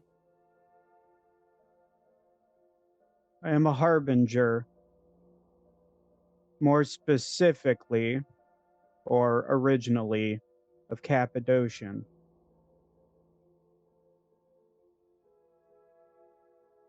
I'm a descendant of Roger de Camden. You are not of Augustus? Augustus Giovanni? No. And like immediately as you like he says Giovanni, like Nicholas visibly gets insulted that somebody assumed he was. No, my familial relations remain platonic. The gentleman you are asking about, Mr. Alessandro Giovanni, Thank you for the name. you will find no love lost between myself and that bunch of incestuous wastes of blood and space. We are agreement in one thing at least. Every time we strike at her, someone is there to stop us. Every time we try to purge the last of them from this city, someone is there to stop us. And it always leads back to the man in the white suit. The Now- last of them must go. Interestingly enough, he only seems to care about the attachment to her in terms of She is a scapegoat. No, she isn't. Then what is she? One of them. Of course she is, but she was abandoned. She was not. What? They have fooled you as well. That works on your kind, but it does not work on us. Then tell me the truth. She is one of them. What did she do? Helped and what them. proof do you have? Proof, like I need proof. She helped them with their project. She helped them with their violation of our side. She helped them violate our ground, our land, and unlife. Are you talking about the place in the medical district? No, I am talking about the land of the dead. Ours. I know, but was it based No. out of there? He speaks in generalities. Oh. The Augustus line, Well, of course, all the... they were notorious. Yes, I know, for using and For abusing. abusing. And yes, I know. I've heard the stories. Do not know what that medical building is. Don't know what you're talking about. That is not part of my... Well, be careful around Issue. there. There are people whose souls are tethered to their bodies in there. My issue is to repay crime that was done and continued to be done. And to Do purge you- them. Do you understand what has happened in recent decades? What do you mean? Do you know of the reunion? I do not know anything And about how- a reunion. I know that not long ago as your kind reckon it, just a fragment of time for us, something was done in this city that should not have been done, and we're not happy with it. What was done? Oh no. I will not give him the idea to do it. Though you may not be of that line. He will not do it. Mr. On, please allow me. She puts her sword back away. During this reunion, the other clans of death, ostracized by the Giovanni, came together, and part of that purged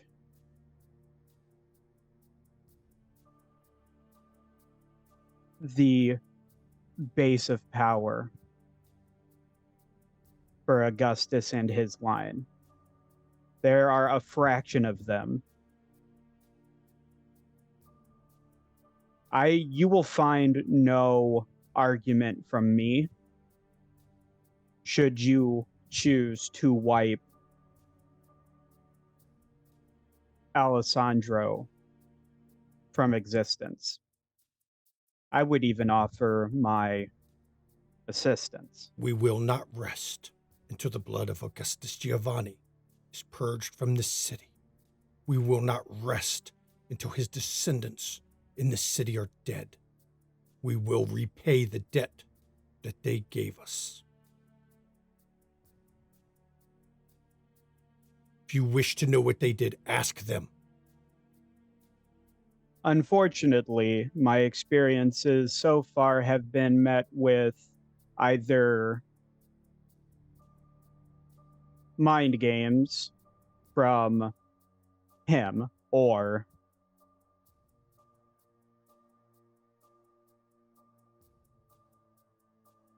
mind games he's left in his wake. If more of my kind saw things correctly, understood honor, then we wouldn't have to have this conversation. Rest assured,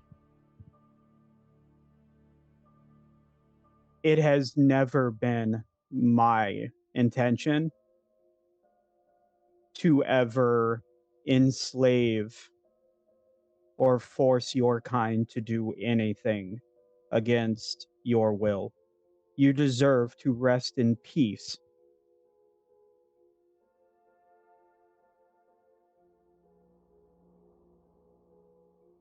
That I've we done can agree on as well. I have done what I can when I can to make your time on the other side as painless as I can. I respect your sovereignty in death. Why is one of us hiding in your necklace? Because she chooses to, because she is my sister. She is my twin. You are not siphoning off her to sustain yourself. You are not destroying what she is. Ask For her your yourself. At any point, she can choose to have me. It would pain me to do so, but at any point, if she wished for me to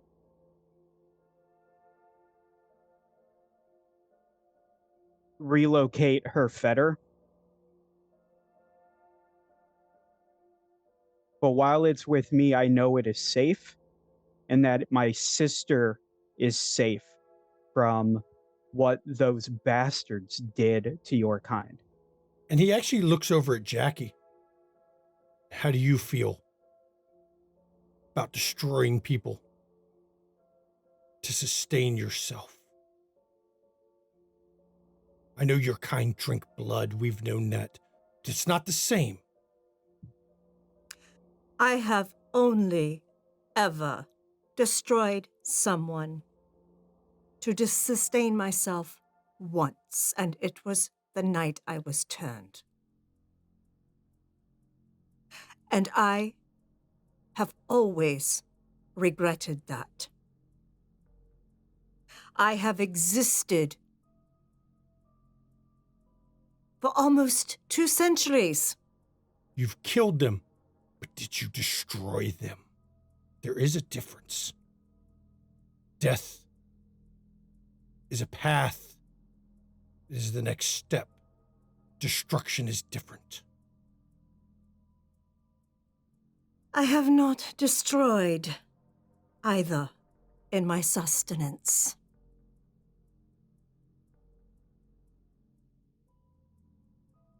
As I said, only the first night when I was not in control of myself.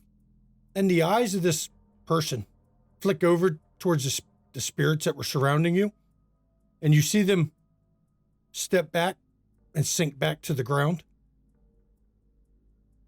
You are not our prey. You are not the one we seek. We needed that confirmation. I know you're not lying to me. I could tell if you lied. That is my ability.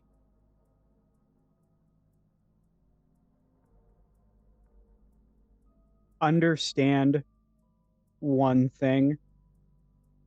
I know you see her as an extension of him, but she was abandoned. No, Once she wasn't. Oh, she was. No. Before he claimed or reclaimed, I suppose. She fell under the new family.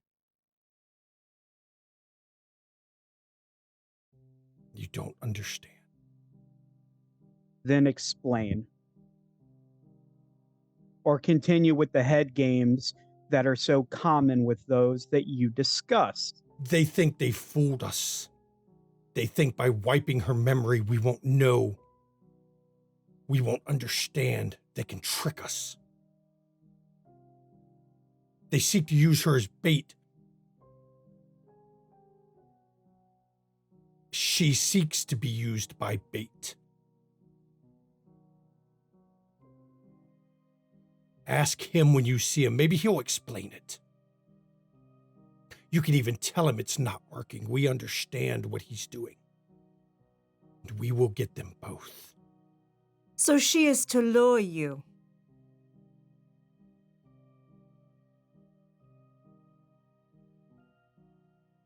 We have tried to kill her and him. And we are blocked every time. But we have longer than he does. How are you blocked? Perhaps. We can help circumvent that. You can't stop ones of our own kind who don't understand honor, or who have been enslaved, who have been forced I to understand. do his dirty work. Do you understand what those of my clan are capable of? Our abilities? Oh, yes. I know what your bloodline, what your curse, what your unholy abomination gives you the power to do. But since you're not one of them that has committed the crimes, we don't hold you responsible yet. What I'm saying is, if he has those of you corrupted, what is your stance on them? Are they part of his line to be eradicated? No. We don't kill our own kind like that. If they are forced, if they serve out of the wrong sense of allegiance, that can change. We do not wish entropy to win.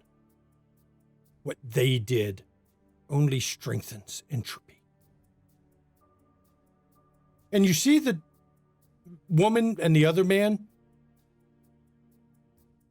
they kind of crumple to the ground and start decaying. And the one standing there, his eyes flick over. I can't hold on much longer either. Is there a way, once I find him, to signal if you're looking for him? We'll watch for you. I understand your insistence with him. You will get no names. We understand the power of names as well.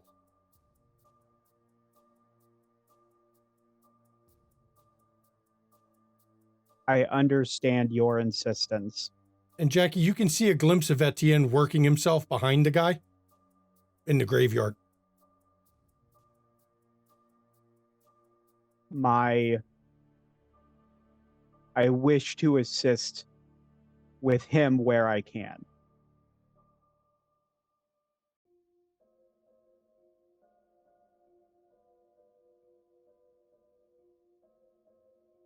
but she isn't his anymore.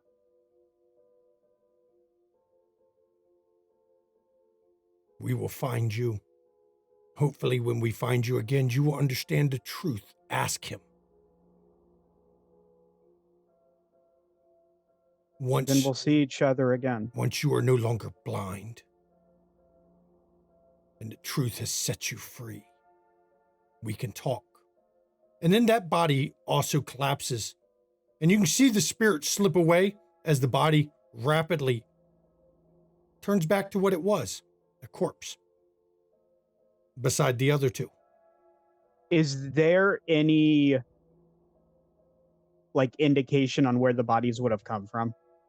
Like they came out of graves or... As you look around, guess what? There are several open graves in the cemetery. Then, is there any way to identify which ones came from which graves? None of them have headstones, but there's 3 grave markings. Then I'll do my best to relocate what's left of the remains into the graves. And as you do that, Netien, as soon as he sees that last body collapse, he approaches Jackie. Ma'am?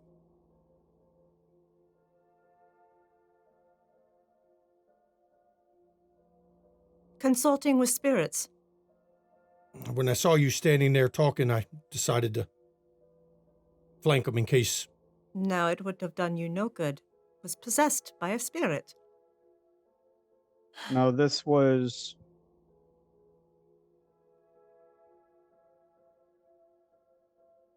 This was a message.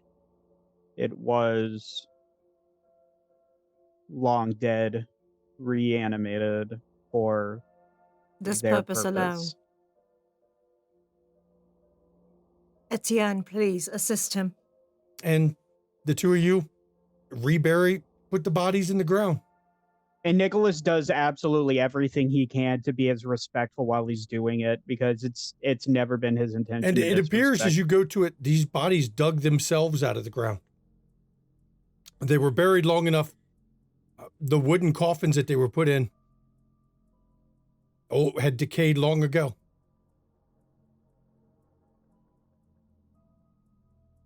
You don't think these were... You think these graves were put there before the rest of the cemetery. They were deeper than most of the other coffins. Looks like this has been a cemetery a very long time. And at some point, they just started burying people over other graves, not knowing unmarked graves were there. Chicago be like that. Nicholas, my apologies for speaking out of turn.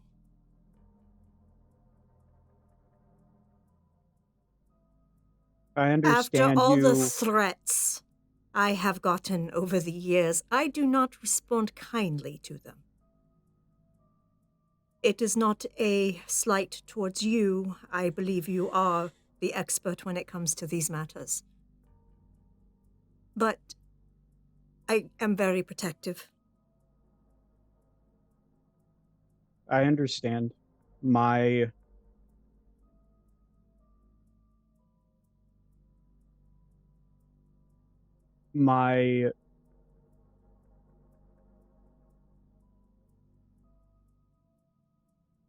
origins come from being hunted and slaughtered and labeled all sorts of things by the Giovanni. I am well aware of that, and I also know it is bullshit. My line has always sided with Cappadocians.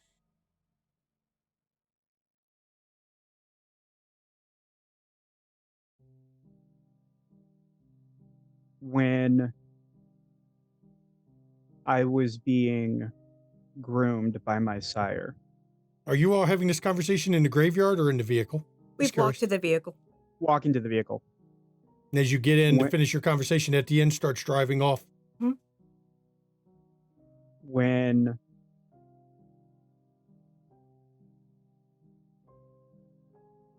even before, when I saw what they did with the dead, And then as I was taught how they extended that abuse into the afterlife, it became important to me to not do the same. And what I told him about my sister is 100% true. I If at understand. any point she wished for me to place her fetter anywhere else, I would. She's not here by Control.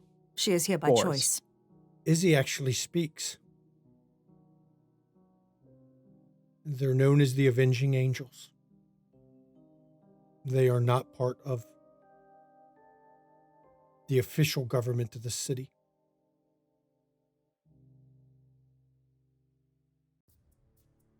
We all know rumors of them, but we don't know details. They seek to right something that was done to them.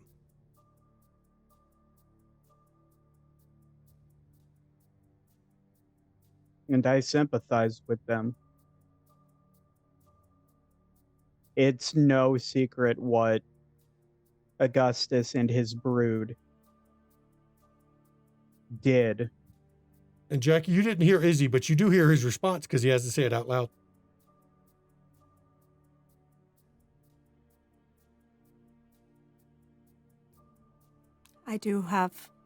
I need to know the truth about Zol. I do too. Because if she is not a pawn, if she is a player, Then I'll put her down myself. exactly. I've taken her under my wing, as it were. If I have to, I'll kick her out of the nest. I have a tendency to wish to protect, foster, encourage growth amongst the young of kindred. Because I believe they are full of potential. Potential that elders will never understand.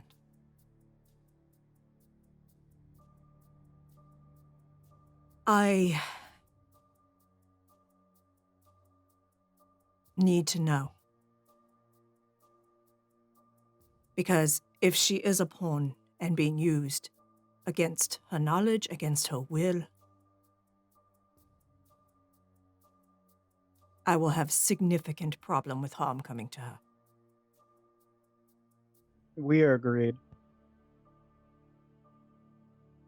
And you're pulling up to the club at this time where you see Etienne pulling into the driveway where Roscoe's pickup and Jenny's car is already there. Because you all were supposed to meet back up to make sure that the priest was dealt with and everything else at the end of the night. You sure you're okay, ma'am? Just confused. I need answers. But I am fine. Mr. Bowens, do you have a description of this man in the white suit? He'll give him a description of Alessandro. Should you find him, be extremely careful. I'll reach out to some of my contacts in the area and other places. You said his name was Alessandro Giovanni. Mm-hmm. That is the name he gave me. I would not be surprised if names are powerful things.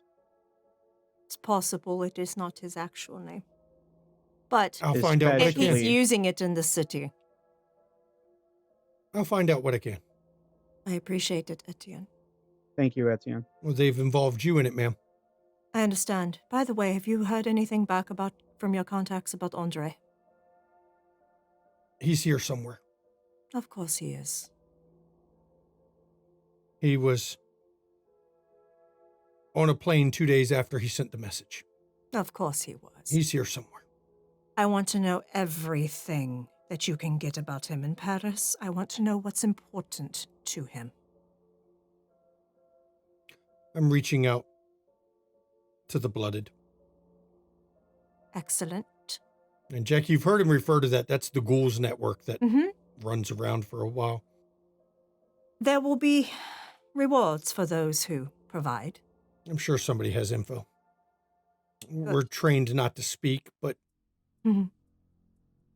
For the right price, lips move. rumors spread. We're trained not to speak of those we serve. Right. But nothing stops Those ghouls from talking about others. others. Mm-hmm.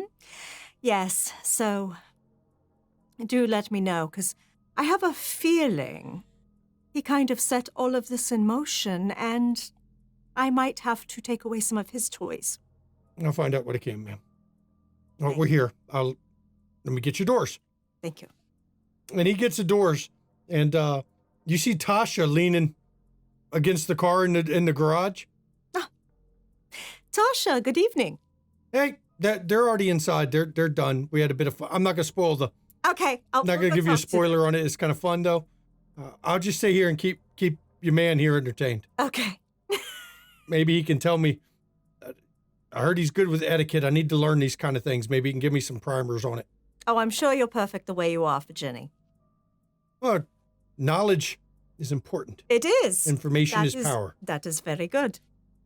That is very good, because indeed it is. As you two head up, Etienne, you could tell is telling her a few things about,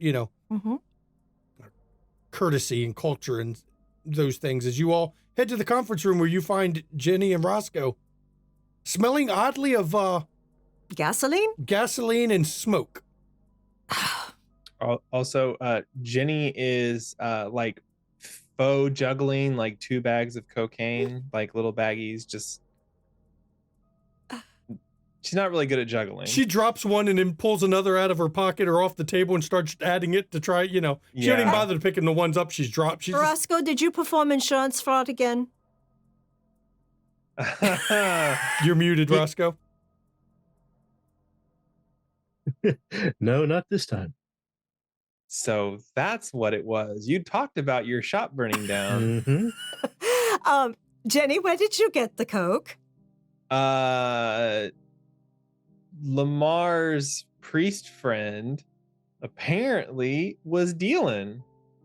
So we robbed him of his cocaine and his life and burned his church down.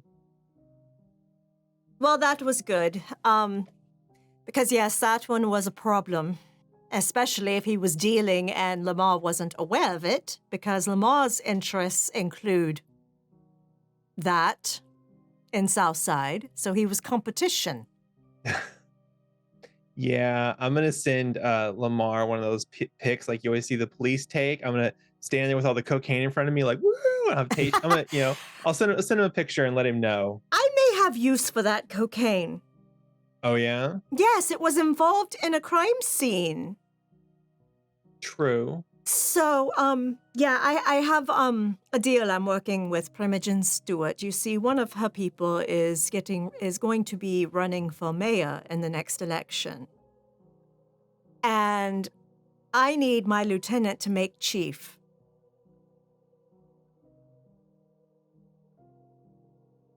So I am going to help her person get mayor by creating a scandal for our current mayor. Cocaine-fueled orgy. Exactly. With the current chief of police or his daughter, whichever we can get our hands on. Why not both? Why not both? I hope for both. Fingers crossed. Okay.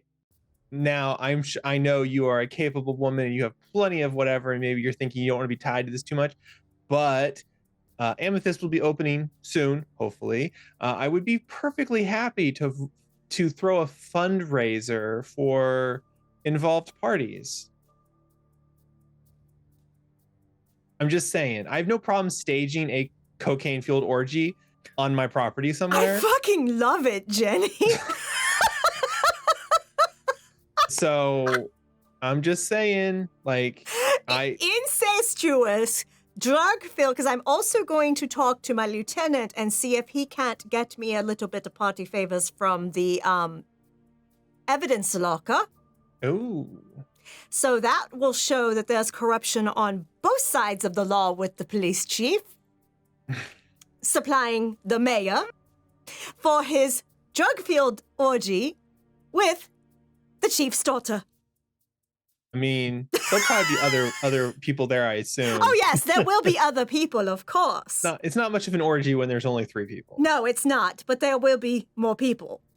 Of course. Because I have a list of fucking prostitutes that wanted to work for me because it's better money and less illegal work to be an escort for me because my escorts are not prostitutes. And because that's illegal here. And so I can give them a ring and say, would you like some money? I can have a whole lot of prostitutes in that hotel. Yeah. And I can even ensure that they are dressed the part. Well, I was gonna say, I mean, we'll have to iron out the details, but I'm just already thinking like we can have outside in the hallway cam footage, like security camera footage, so we can see them going in, coming out, people going in, coming out. I don't know if we want to have cameras inside the room And just then because it sells this bad image. And then we leak it to Amelia Lark. Love it. It is Print so it. Yeah. Print it, ship it to the printers. It's done. Fucking do this. Oh I God. don't know if Amelia will love it, but she was complaining about not getting good stories. Now she's gonna have a perfect. Yes. This feels very Amelia. Yes, it story-wise, does. I mean. Yes, it does. Oh no. Yeah, I was gonna say. Ooh. Is it too bad if we plant a camera on one of the people that we have going in? Because I don't want there to be like, oh, there's cameras in the hotel room that I place there, quote unquote, as the proprietor, because that sells a bad image. Oh no, But I if can somebody who ensure is that I can ensure that we have that on some of our people. Cell phones. They'll be taking videos and pictures. Woo, party, you know. Oh, they may, because it is a government official, not have cell phones, but I can make sure that there's some fancy earrings with mics and video. Yeah. Love it. There's so much fun stuff to do in this. Mhm. You know, yeah, back in the old days, you just had to hide behind a wall with a hole in it and a big camera and hope that you got something good. Or we make sure that there is a camera in the room. Yeah. That's what I'm saying. Like we can stage stuff so it's not Mm-hmm. I don't want it to be my business doing it per se. If it's outside parties who brought it in to liven up the party, Yeah. totally different thing. Yeah, true. Who knows? I just don't want to open and be maybe the, he's you a know, freak that likes to videotape his escapades. Could be. I mean, he is now. Exactly. Okay, so, well, anyway, I did take Nicholas by to speak with her, and we may be having to go to the pit at some point in time to investigate. I am going to have Peter look into some things, like see if there's any Baby Chorus fan pages that may reference things about years ago. But we may have to go to the pit where the lupine attack happened to find a photograph or something that will tie to a photograph of Damien with his deceased girlfriend. I definitely want all of us to go. I know right now Isabella's having her moment. She is, yes. But Roscoe, I really would like for you, if we can't find what we're looking for there, we're going to have you I don't know if you can do your touch thing on it or not. I worry because there are significant wardings there to prevent 2 ways. spirits getting in or out. So there may be spirits trapped there. Okay. But I don't know if that will affect your skill set or not. Waneka will be the one that arranges, that basically gets us in. He is the one in charge of maintaining the security of the place. But for some reason, that location is the only one really hit during those initial very brutal and coordinated attacks, obviously, that required mind wiping for some reason. And it seems that lupines, when they are in their woof form, tend to cause I don't know, almost like a delirium in kind. Like, their brains get a bit scrambled by it, and they, of course, freak out, but they don't seem to really remember it much. So even our activities, as long as they are, wolfed out fucking lupine in the area, are kind of forgotten. So I'm not sure what happened there that required memories to be rewired, as it were.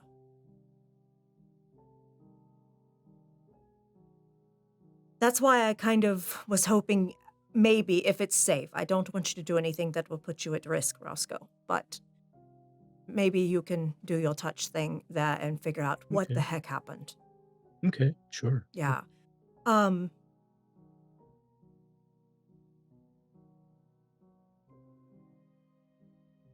I did find it interesting. She told me that when Loden fell, he was meeting with basically the Primogen Council and Khalid, who was not yet Primogen. And Loden did not use his sword to attack the lupine, but supposedly he was there protecting Primogen Council. And that doesn't make sense to me. No. How was he protecting them? Well, no offense, I am a fucking walking fortress. No offense taken. I am sure he is as well. Look at the state he is in. But still, against multiple lupine. I know. But why would he protect a Primogen Council that had stripped him of his power? All he had power over was whether or not people could sire, and thus he had like over a dozen fucking childer.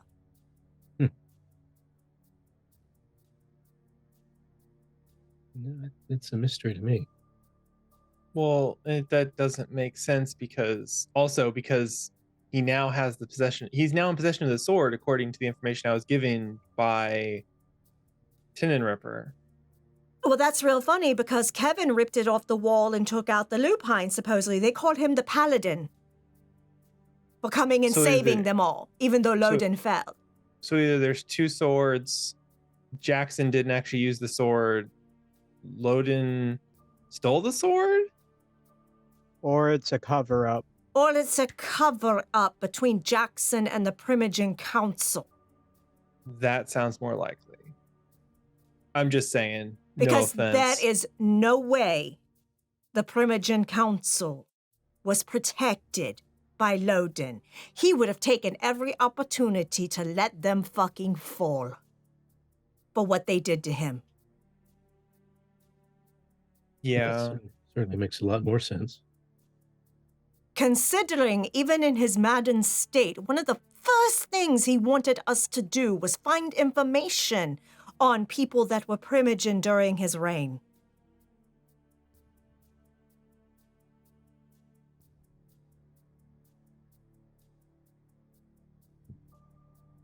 Only I don't think he knew Kevin was involved. Because it was real convenient that Kevin wasn't there until after the lupines attacked. And yet, those Primogen and Kevin seem to have come out of it unscathed.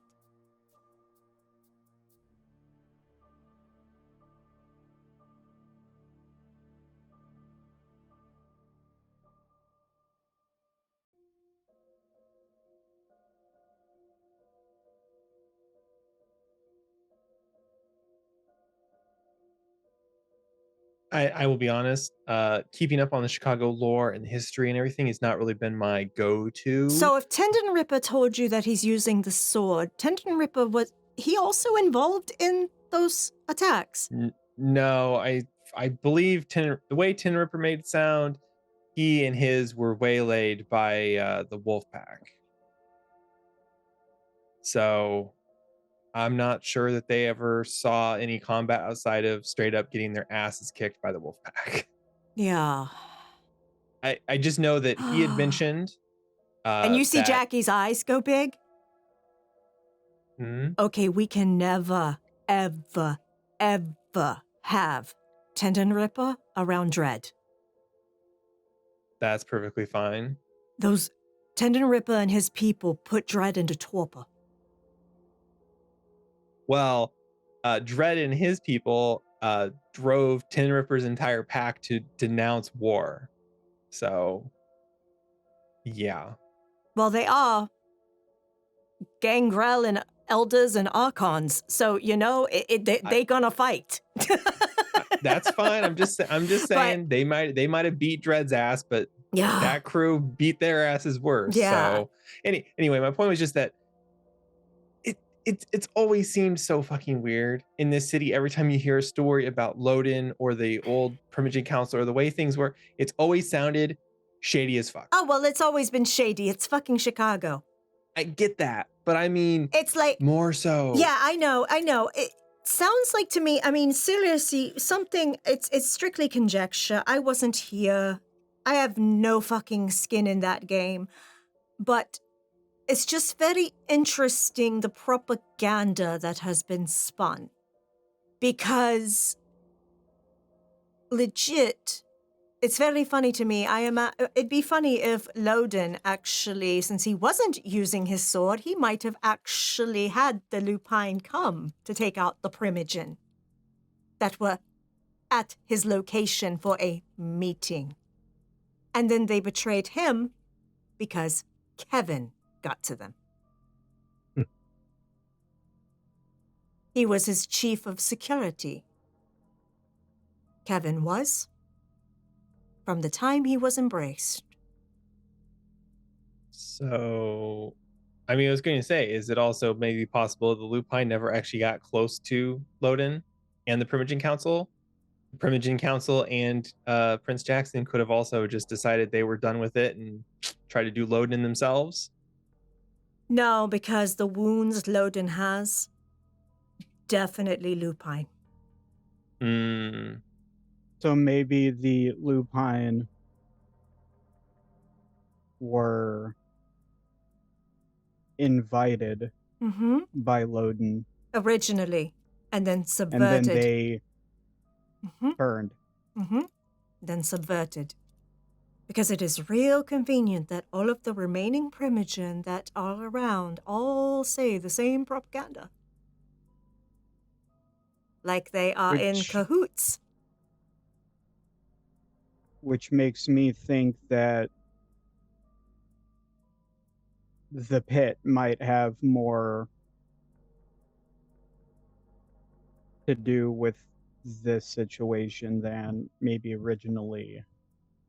Yeah, because if it was a fucking power play by the Primogen Council with Kevin Jackson, they caused the death of Damien's lover.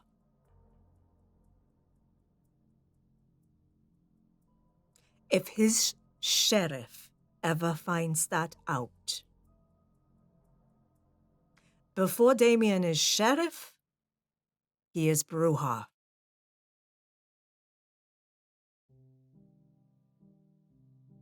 Kevin is fucked.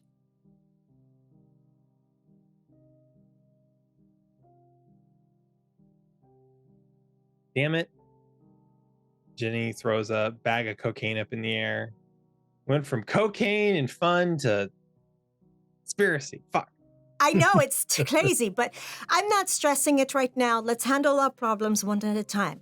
One is we need to find this photograph for Damien, so then you can work with, what's his name? Sylvester.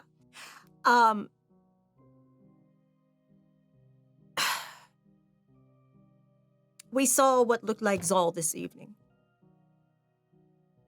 You mean looked like? It wasn't her? No, it was not. It was a bunch of spirits possessing corpses to look like her being captured by two men in a graveyard.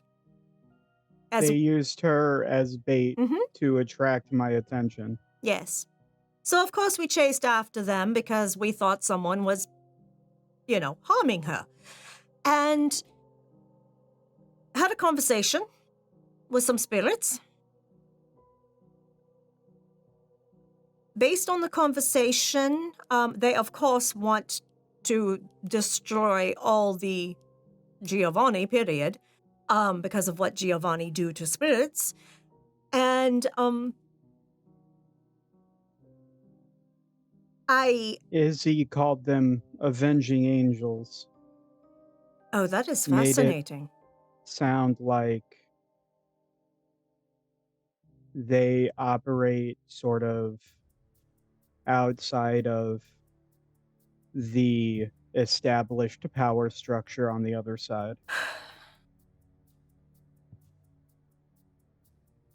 So they are vigilantes.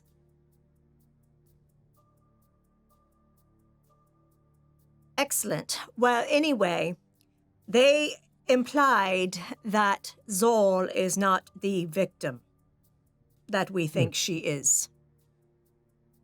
They are also... I understand your suspicion, but I only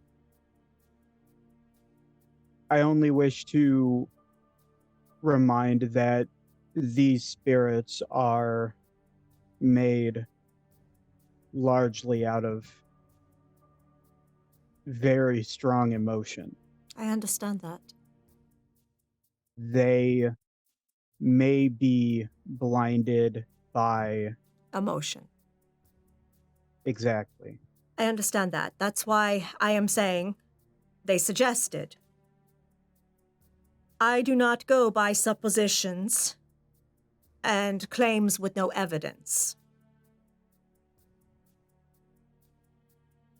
So, Etienne is going to try to find this Alessandro Giovanni so that we can get some answers. Because if Zol is involved in the bullshit that Giovanni do with fucking spirits, I will not protect her. Nor will I.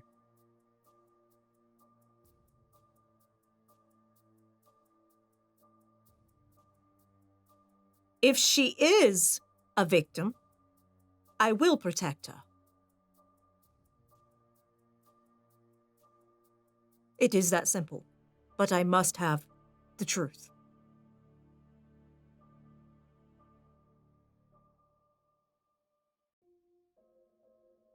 So, but it was a very spirited conversation. I thought you'd like that, Roscoe. I do. That was a really good show.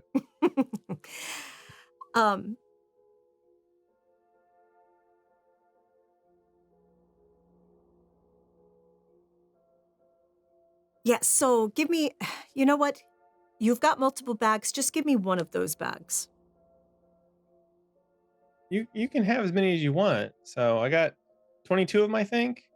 21, something like that. It's in the low 20s. Okay, fuck it. Give me all of it, and what I don't use, I'll give to Drake. Okay. I mean, I'll go buy some more. No. No, it's fine. I'm just going to use some of this and some from the police lockup to get, a real big scandal going on. He's got stuff from a crime scene. I understand. Jenny's kind of bending down and like reaching down underneath the chair, picking up bags and putting them back in the duffel bag. Yeah. No, I guess Roscoe and I's plan of the cocaine gators is gonna have to wait. So Yeah. Oh well. If you ever do want to do gators, let me know. I have connections in New Orleans. at this point, I feel like I have to. Everyone's heard the plan, and no one told me to stop. I am not going to tell you to stop because if nothing else, it'll make things very inconvenient for assholes in the Undercity. Win-win. I know. But of course, there's Cedric's going to be like, Jackie, why the hell did you put gators in my Undercity? Be like, because you are policing your assholes, Cedric. That goes two ways. I know, right? Well, is there anything else, everyone? Well, if you're going to be setting up a scandal, to entrap your political foes, might it make sense for us to have some kind of security to make sure no one else is going to have the ability to blackmail us? Something that would keep people out of from listening or seeing what's going on in the room. I'd have to look something up like that.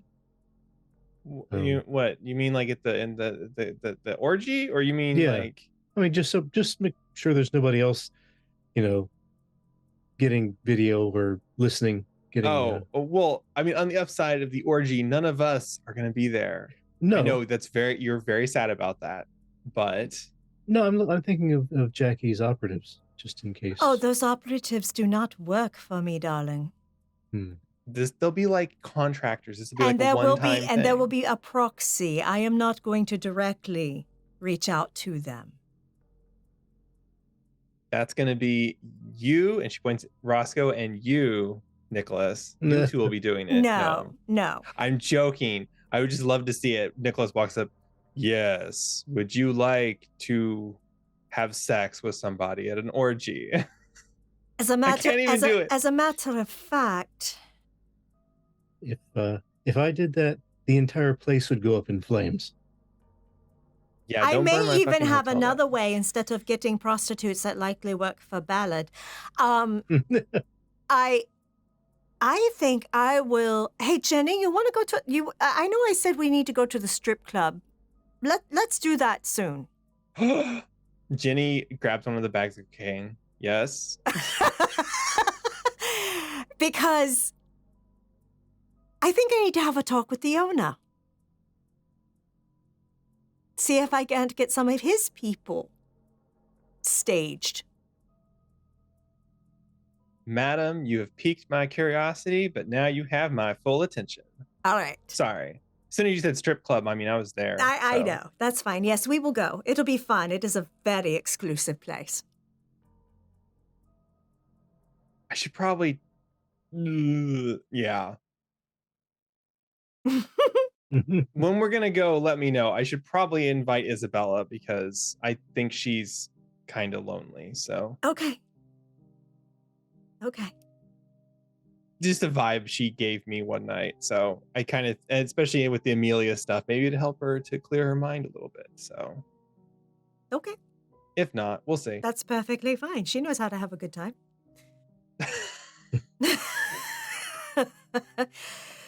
Well, that was good suggestion, Roscoe. It made me think of my other associates I might be able to rely on. I appreciate that. Anything else? No? Well then, enjoy the rest of your evening, however little they may be of it. So as the coterie goes their separate ways, it was an eventful night for everybody here. Things have happened in the city, and now they've all got more plans, but more complications. This is where we're going to end.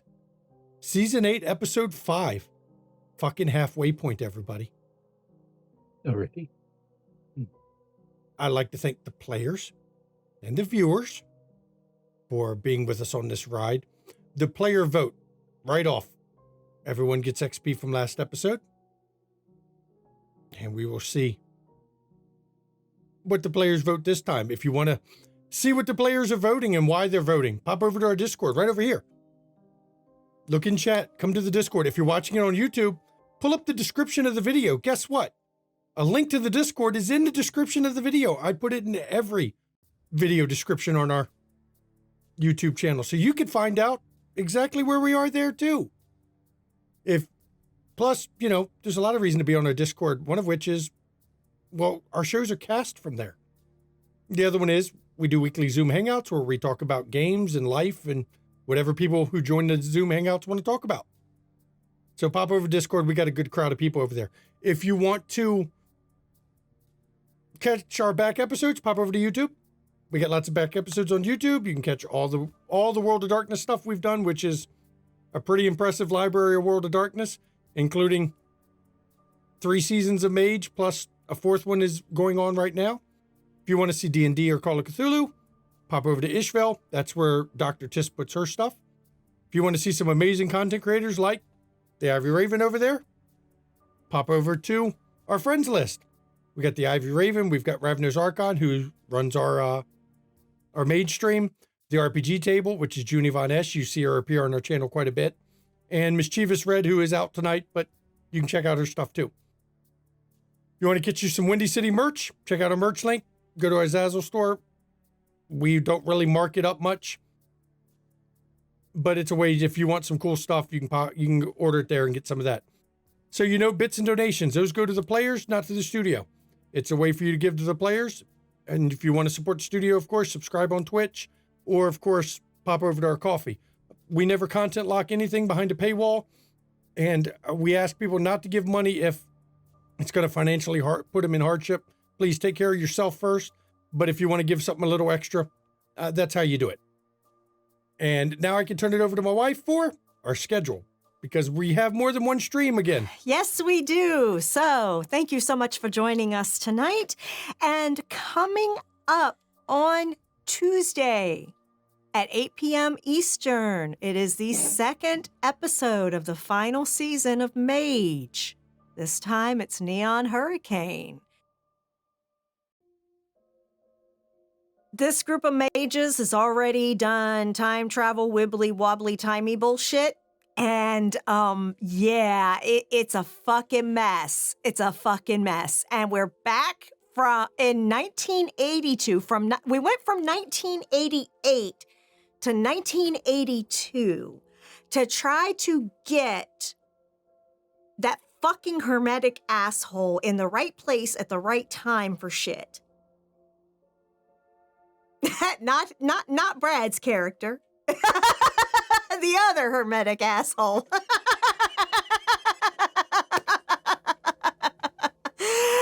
And let me tell you, we've just gotten started, and it's going to be interesting. Real damn interesting. So join us at 8 p.m. Eastern on Tuesday for the next session of that. Then on Saturday, we have Call of Cthulhu, London Esoteric Society. It is Call of Cthulhu 7E, set in Victorian London, and the investigators are up to sus cult shit. So you want to join them at 3 p.m. Eastern on Saturday as they read books that should be burned, summon elder beings that should not be summoned, and get into all kinds of mischief. And lose their sanity and their luck in the process. And then we will be back here on Sunday at 5 p.m. Eastern with the next session of Windy City After Dark.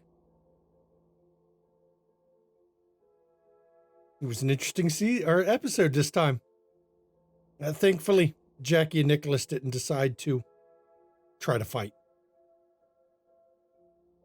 And that poor priest. Not really. He was an asshole. And as always, everybody, we take mental health very seriously around here. Please reach out to those around you if you haven't heard from them. Even if you have, please check in and make sure they're okay, because a lot of people are not okay right now. And sometimes it's just nice for them to know they're not alone. That's right. And it's important to reach out to them. And if you suffer from mental health issues like a lot of us do, myself included, please look in chat right now. There's a list of numbers you can call or text 24 hours a day, 7 days a week, where somebody will be on the other end to help you out and to talk you through it and to show that, you're not alone. You don't have to do it alone. It's okay to not be okay, people. A lot of us aren't okay. And there's nothing wrong with that. Reaching out to others is how you get past being not okay. If you're not in the US, because I know we have non-US viewers, please look at the website link right there in chat, and you can pop to your country of origin. I believe there's 142 different countries in there, and find out what the support line is in whatever nation you reside in, because I know not all of us are here in the US. You're just as valid whether you live here in the US or not. 100%. And now I can turn it over to my lovely wife for her portion of the outro. I'm a McStabber. I'm a registered nurse. And Timber Brad down there is also a registered nurse. And we're going to tell you to get fucking vaccinated. Get them, please. For real. It's getting colder here in the US. It is legit flu season. I'm sure flu cases are already starting to pop up.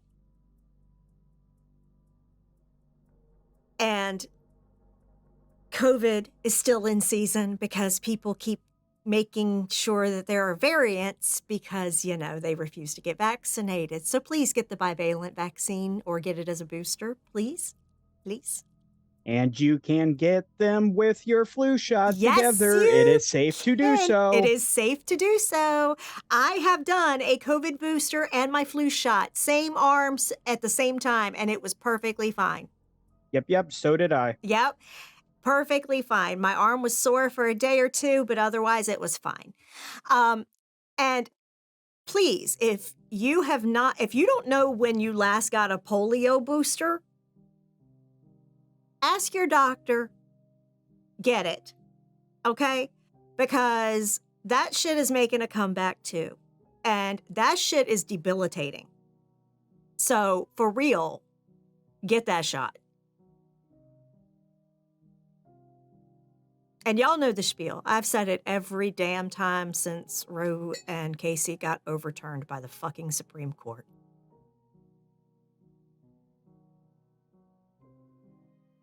We have to overturn the filibuster. There is a House-approved bill basically to codify abortion access that has not been voted on by the Senate yet. And I know why they haven't voted on it in the Senate yet, because it is a 50-50 Senate. And they can't get enough Republicans to vote on it to make it not invalidated. Please vote blue in this midterm election so we can get enough fucking Congress representatives that can overturn the filibuster in the Senate. Please. Please. So that we can get some fucking rights back. Please. Because just so you know, an abortion saved my life and I later had 2 amazing, healthy children afterwards. Abortion is healthcare. And fuck Putin. Fuck Putin. Fuck the Iranian government right now. Fuck the dictator in Iran. Yep. Or Iran. Sorry, I'm mispronouncing it. It's Iran. I literally saw a video today about a 16-year-old that was captured for protesting. She was kidnapped. She was brutalized, raped, and beaten to death. All before she turned 17, like 3 days ago. Yeah, that's what's happening in Iran. For people that just want to be treated like fucking people.